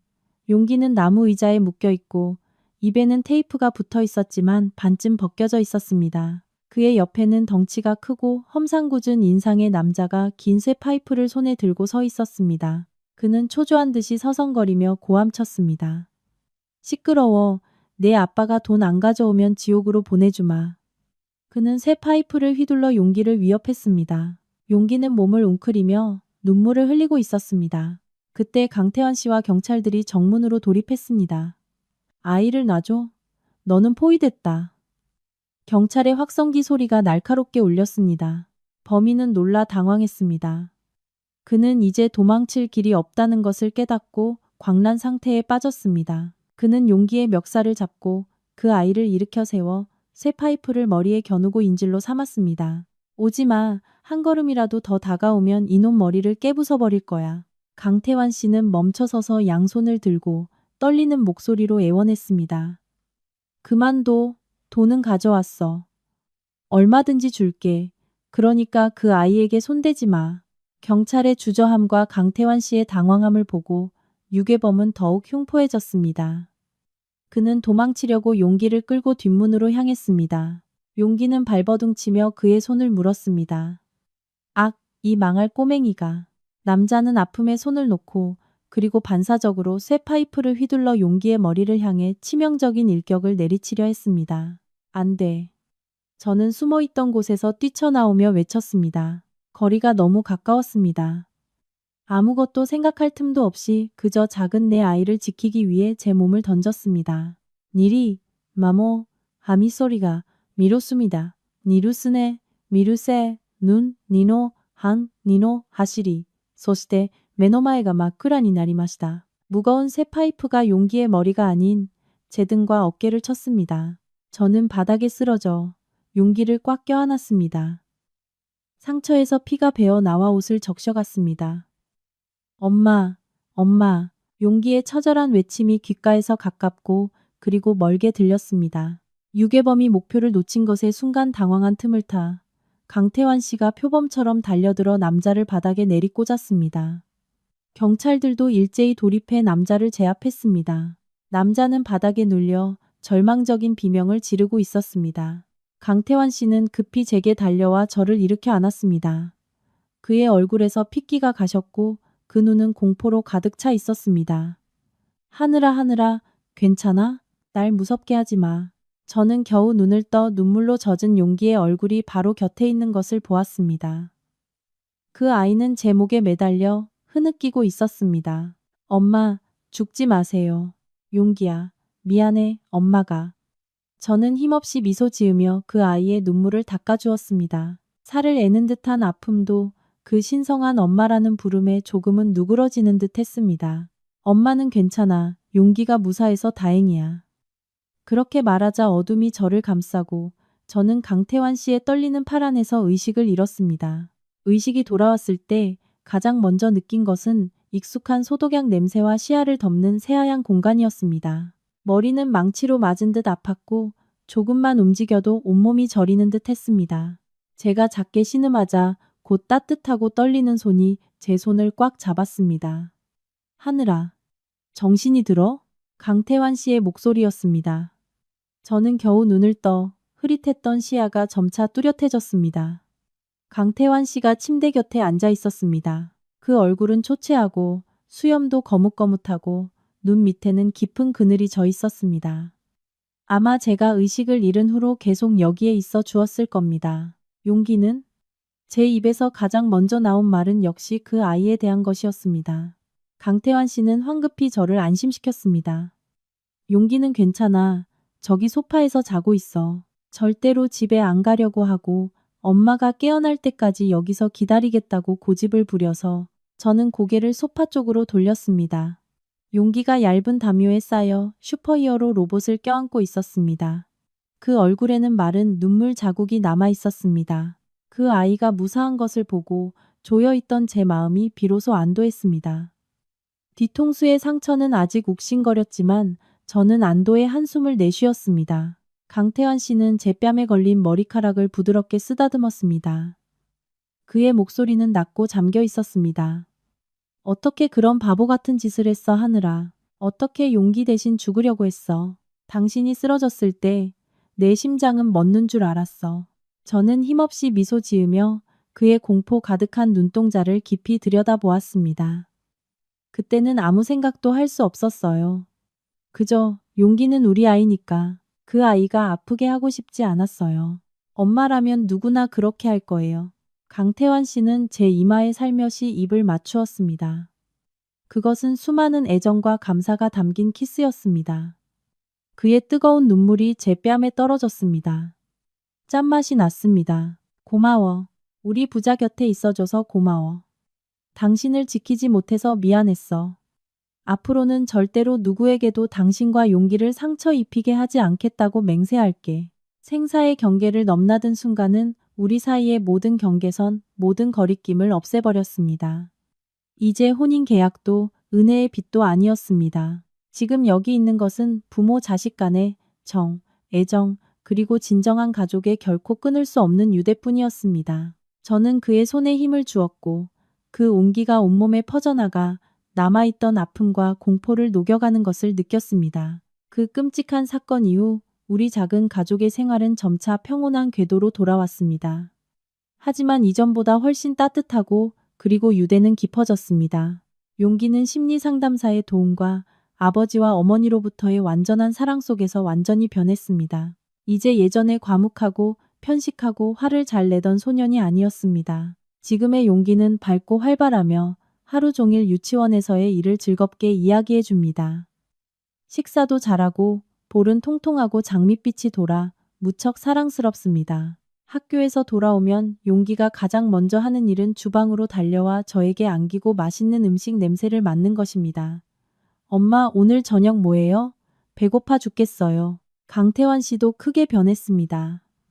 그는 회사의 업무량을 줄이고 부사장들에게 경영을 맡기고 가족과 보내는 시간을 늘렸습니다. 밤에는 서재에 새벽까지 틀어박히는 대신 저나 용기와 함께 애니메이션을 보거나 블록 쌓기 놀이를 하거나 혹은 제가 아이에게 읽어주는 동화에 조용히 귀 기울여주게 되었습니다. 떠들썩한 웃음소리가 넓은 저택을 가득 채우고 예전의 차갑고 어두운 분위기를 씻어냈습니다. 저 자신도 그저 집에서 가사를 돌보는 생활은 원하지 않았습니다. 저는 단기 경영학 과정에 등록하고 오전에는 영어 공부도 시작했습니다. 강태환 씨는 제 결정을 진심으로 응원해 주었습니다. 당신이 좋아하는 일을 해. 남편의 귀가를 그저 기다리는 아내는 필요 없어. 당신은 당신 자신의 인생을 살았으면 좋겠어. 자신감을 가지고 빛났으면 좋겠어. 주말이 되면 우리는 가족 모두가 그 작은 경차를 타고 교회로 피크닉을 가거나 제가 자원봉사로 다니는 고아원을 방문했습니다. 강태환 씨는 이제 고급 차를 타지 않습니다.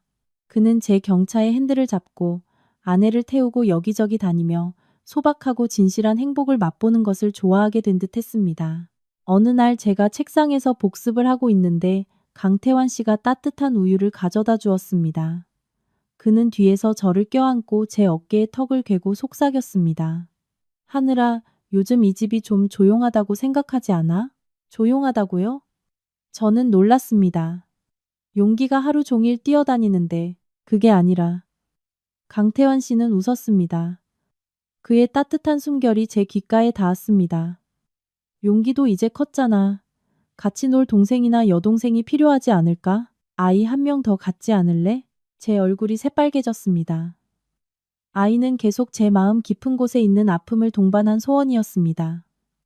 저는 그를 향해 조금 떨리는 목소리로 말했습니다. 하지만 의사 선생님이 저는 아이가 잘 안 생기는 체질이라고. 안 생기는 게 아니라 잘 안 생기는 거지. 강태환 씨는 애정과 희망에 찬 눈으로 단호하게 말했습니다. 같이 노력하자. 아이는 하늘이 주시는 선물이야. 있든 없든 상관없어. 나에겐 당신과 용기가 있으면 그걸로 충분해. 하지만 천사가 한 명 더 늘어나면 행복은 더 완벽해지겠지. 하느님이 그 소원을 들어주셨던 걸까요? 아니면 진실한 사랑이 기적을 일으켰던 걸까요? 2달 후 저는 몸의 변화를 느끼기 시작했습니다. 아침에 가벼운 입덧, 권태감, 그리고 신 것이 무척 먹고 싶어지는 감각. 저는 무언가를 예감했습니다. 몰래 임신 테스트기를 사와 시험해보니 선명한 2줄의 빨간 선이 나타났고 저는 화장실에서 소리내어 울었습니다. 저는 떨리는 손으로 테스트기를 들고 거실로 향했습니다. 그곳에서는 강태환 씨와 용기가 로봇 조립에 열중하고 있었습니다. 태환 씨, 제 목소리는 막혀 말이 되지 않았습니다. 강태환 씨는 고개를 들고 제가 울고 있는 것을 보고 황급히 달려왔습니다. 무슨 일이야? 하늘아? 어디 아파? 저는 꽉 쥐고 있던 손을 폈습니다. 강태환 씨는 임신 테스트기를 빤히 쳐다보며 몇 초간 정보를 처리하고 있었습니다. 그리고 그는 갑자기 기쁨의 소리를 지르며 저를 들어올려 방안을 빙빙 돌았습니다. 진짜야? 하늘아. 내가 아빠가 되는 거야. 용기야, 너한테 동생이 생긴대. 용기는 어리둥절하게 아빠와 엄마를 보다가 이내 환호성을 질렀습니다. 야호, 동생, 내가 형이 되는 거야. 그 아이는 아빠 발밑을 뛰어다니며 기쁘게 펄쩍펄쩍 뛰었습니다. 강태환 씨는 마치 깨지기 쉬운 보물을 다루듯 저를 살며시 소파에 내려놓았습니다. 그는 제 배에 귀를 댔습니다. 아직 콩알만 한 크기라 아무것도 들리지 않을 텐데. 그는 바보처럼 웃었습니다. 얘야 아빠란다. 착하게 있어야 해. 엄마 힘들게 하지 말고. 용기도 제 곁으로 와서 흥미롭게 물었습니다. 엄마, 아기는 남자예요? 여자예요? 만약 여동생이면 제 인형 전부 줄게요. 용기는 인형이 하나도 없는데도. 만약 남동생이면 로봇 빌려줄지 생각해 볼게요. 가족 모두가 용기의 순진한 계산에 웃었습니다.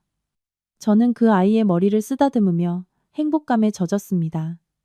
남자든 여자든 너의 소중한 동생이야. 사랑해주고 지켜줘야 해. 네, 세상에서 제일 좋은 형이 되겠다고 약속할게요. 용기는 똑똑히 선언했습니다. 기쁨이 작은 저택에 가득 찼습니다. 저는 강태환 씨를, 용기를, 그리고 제 안에 손을 얹고 작은 생명이 깃들어 있는 것을 느꼈습니다. 비 온 뒤에는 반드시 맑은 날이 온다. 그리고 밑바닥의 고통 뒤에는 행복이 그 어느 때보다 선명하게 꽃피운다는 것을 저는 알았습니다. 제 임신 기간은 2사람의 극진한 보살핌 덕분에 매우 평온하게 지나갔습니다. 안녕하세요. 20주 차 정기 검진 날이었습니다. 강태환 씨가 급한 회의로 오지 못해서 저는 혼자 국제 산부인과 병원으로 택시를 타고 향했습니다. 초음파 검사를 받고 아기가 건강한 딸이라는 말을 듣자 제 마음은 날아갈 듯했습니다. 진찰실을 나와 택시 승강장으로 향하기 위해 병원 로비를 걷고 있었습니다. 갑자기 파란색 작업복을 입고 바닥을 청소하는 사람의 모습이 눈에 들어왔습니다. 그 마르고 고생에 찌든 등은 어딘가 익숙했습니다. 그 사람이 걸레를 짜기 위해 고개를 들었을 때 저는 숨을 삼켰습니다. 박민준이었습니다. 불과 몇 달 못 본 그는 10살은 더 늙어 머리에는 흰 것이 섞여 있고 얼굴은 초췌하고 거무칙칙하며 피로의 주름이 깊게 새겨져 있었습니다. 한때의 오만하고 자신감 넘치던 눈은 이제 탁하고 체념으로 가득 차 있었습니다. 그는 이 병원에서 청소부로 일하고 있었던 것입니다. 한때의 그라면 거들떠보지도 않았을 일입니다. 민주는 누군가의 시선을 느꼈는지 돌아보았습니다. 그리고 행복하게 빛나는 얼굴로 품위 있는 옷을 입은 아름다운 인부인 저를 보았을 때 그는 얼어붙었습니다. 손에 들고 있던 대걸레가 소리를 내며 떨어졌습니다. 우리는 몇 미터 거리에서 몇 초간 서로를 마주 보았습니다. 그것은 마치 두 개의 다른 세계가 교차한 듯 했습니다. 민준의 눈 속에서 저는 놀라움, 부끄러움, 굴욕, 그리고 너무 늦은 후회를 보았습니다. 그는 입술을 움직여 제 이름을 부르려 했지만 그 거무칙칙한 손은 무의식적으로 올라갔다가 주저하며 다시 내려왔습니다. 아마 우리 사이에는 이제 이야기할 것 따위 아무것도 없다는 것을 그도 깨달았을 겁니다. 저는 눈을 돌리지도 경멸의 빛도 보이지 않았습니다. 그저 과거를 완전히 놓아버린 인간의 평온한 눈으로 그를 보았습니다. 옛날의 민주는 제 마음속에서 오래전에 죽었습니다. 눈앞의 남자는 그저 타인, 빛바랜 슬픈 기억의 한 조각에 불과했습니다. 저는 그에게 가볍게 한번 고개를 끄덕였습니다. 마치 인생의 길가에서 우연히 재회한 오랜 지인에게 인사하듯. 그리고 저는 등을 돌려 눈부신 빛이 쏟아지는 출구를 향해 똑바로 걸어 나갔습니다. 저는 돌아보지 않았지만 민준이 아직 그곳에 서서 제 뒷모습을 지켜보고 있다는 것을 알 수 있었습니다. 아마 그는 후회하고 있을 겁니다. 자신이 한 모든 것을, 하지만 모든 것이 끝나버렸다. 이제 후회에 무슨 의미가 있을까? 사람은 모두 자신의 선택에 책임을 져야 합니다. 저는 성실함과 관용을 선택했고 행복을 찾았습니다. 그는 오만함과 배신을 선택했고 외로움과 궁핍을 손에 넣었습니다. 그것은 인생의 필연적인 법칙이었습니다. 10월 서울의 가을은 넋을 잃을 만큼 아름다운 계절이었습니다. 꿀같은 금빛 햇살이 나무십 사이로 스며들어 땅에 반짝이는 빛의 반점을 만듭니다. 안녕하세요. 제 인생에서 가장 소중한 날, 순백의 웨딩드레스를 입고 장미꽃이 피 깔린 버진 로드를 걸어 사랑하는 사람에게로 향하는 날입니다. 예전의 황급하고 차가운 혼인 신고와는 달리 이번 결혼식은 강태환 씨가 세세한 부분까지 정성껏 준비해 주었습니다. 그는 호화로운 특급 호텔이 아닌 한강변에 있는 따뜻하고 로맨틱한 야외 가든을 선택했습니다. 하객은 가족, 친한 친구, 그리고 지금까지 우리를 지지해준 동료들 뿐이었습니다.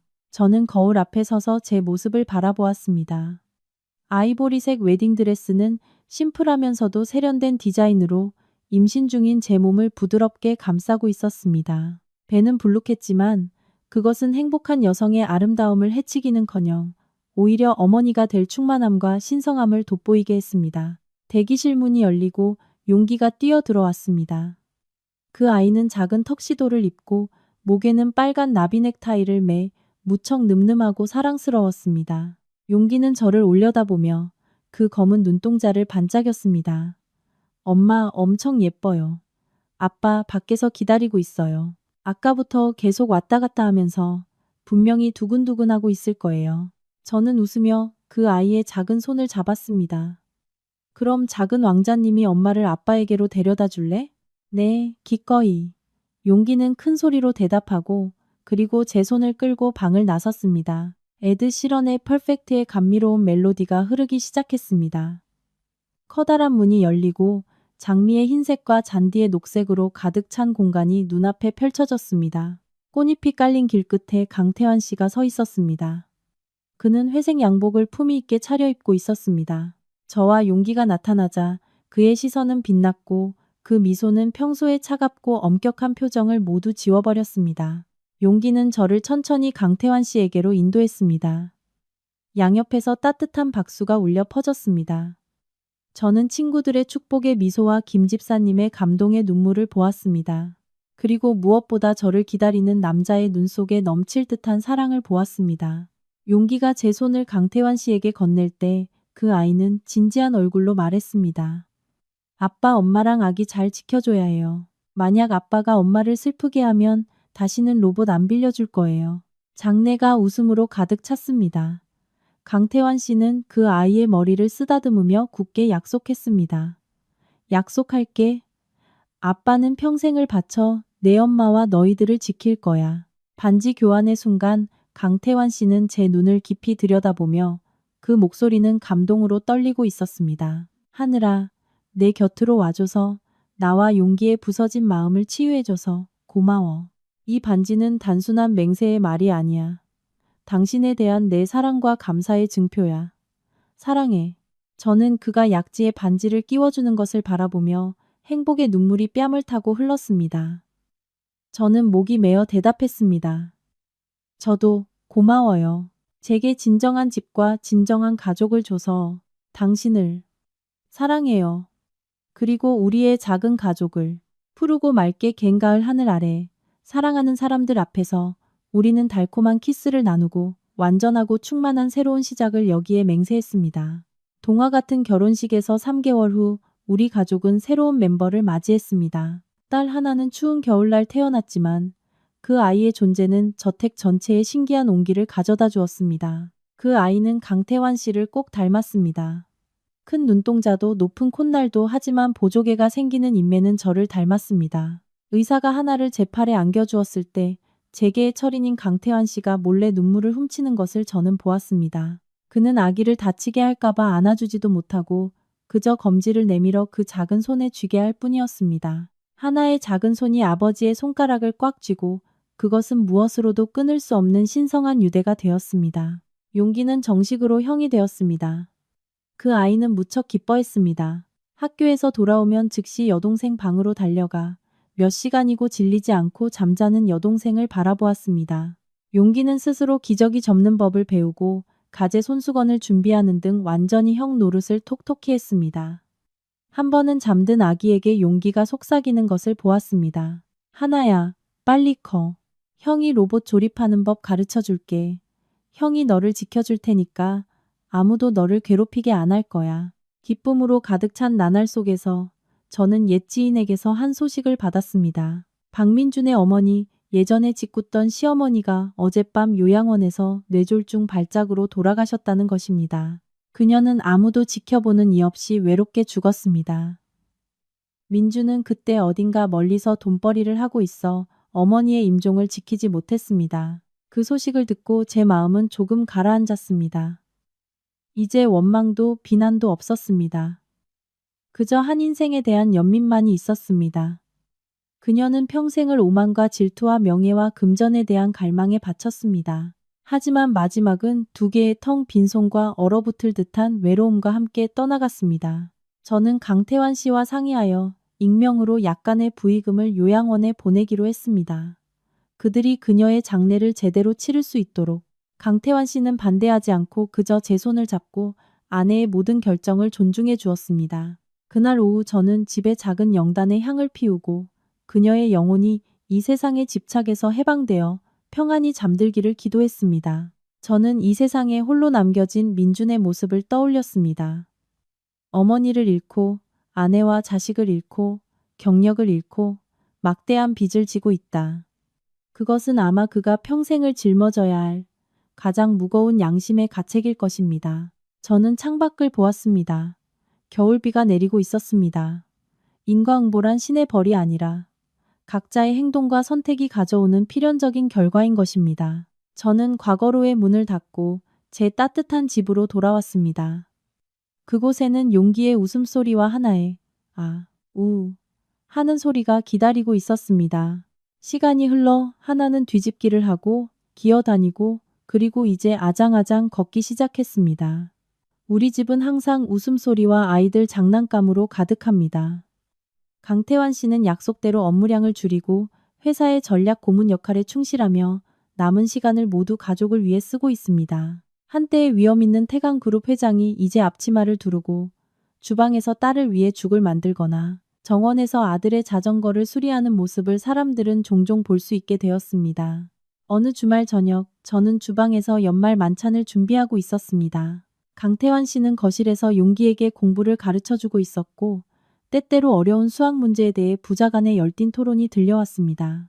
하나는 아기 의자에 앉아 플라스틱 숟가락으로 테이블을 두드리며 맘마, 맘마 하고 외치고 있습니다. 저는 그 광경을 보고 행복해서 눈시울이 뜨거워졌습니다. 한때 저는 많은 것을 바라지 않는다고 생각했습니다. 많은 폭풍우를 겪고 나서 저는 진정한 행복이 무엇인지 절실히 느꼈습니다. 행복이란 호화로운 집이나 옷, 차 안에 있지 않습니다. 행복이란 아플 때 걱정해주는 사람이 있고, 지쳤을 때 기댈 어깨가 있고, 집에 돌아오면 따뜻한 불빛과 사랑하는 가족이 기다려주는 것입니다. 함께 밥을 짓고, 함께 아이에게 공부를 가르치고, 평온 속에서 함께 늙어가는 것. 강태환 씨가 주방에 들어와 멍하니 서 있는 저를 보고 제 허리를 껴안고 어깨에 턱을 괴었습니다. 부인, 무슨 생각을 그렇게 해? 밥 타겠어. 저는 몸을 돌려 부드럽게 웃었습니다.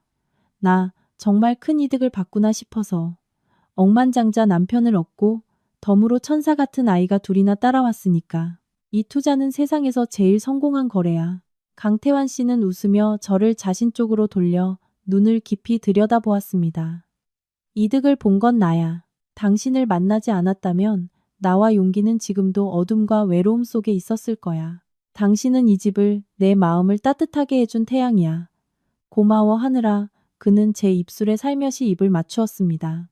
거실에서 용기의 목소리가 들려왔습니다. 아빠, 엄마, 빨리요. 배고파요. 하나도 배고프대요. 우리는 서로를 보고 웃고 그리고 따뜻한 저녁 식사를 함께 날랐습니다.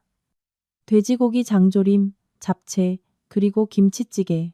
소박한 연말 식탁이었지만 거기에는 제가 평생을 바쳐 소중히 지켜나가고 싶은 가족의 온기와 행복의 모든 것이 담겨 있었습니다. 저는 사람들이 상상하는 그런 수완 좋은 여성 CEO나 거대한 체인점의 주인이 되지는 않았습니다. 저는 저만의 조용하면서도 의미 있는 길을 선택했습니다. 저는 첫 번째 저서인 아이의 마음을 치유하다의 마지막 장을 쓰고 있었습니다. 이 책은 제가 용기와 함께 심리적인 문제를 극복해온 실제 경험과 고아원에서 자원봉사를 하며 얻은 이야기들을 모은 것입니다.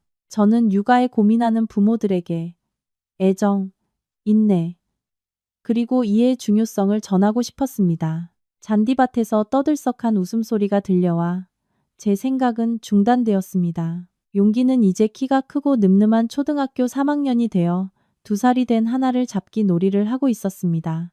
그녀는 아직 서툰 걸음걸이였지만 오빠가 일부러 잡히지 않는 척할 때마다 즐겁게 웃었습니다. 강태환 씨가 집에서 깎은 과일 접시를 들고 나왔습니다. 그는 그것을 제 책상에 살며시 놓고 여의자에 앉아 조용히 노는 두 아이를 바라보았습니다. 시간이 그의 머리카락에 몇 가닥의 흰 것을 더했습니다. 눈가의 주름도 깊어졌습니다. 하지만 그의 시선은 그날처럼 따뜻하고 사랑으로 가득 차 있었습니다. 어디까지 썼어? 그는 다정한 목소리로 물었습니다. 이제 거의 다 끝나가. 결론만 남았어. 저는 컴퓨터를 닫고 그를 향했습니다. 알아요?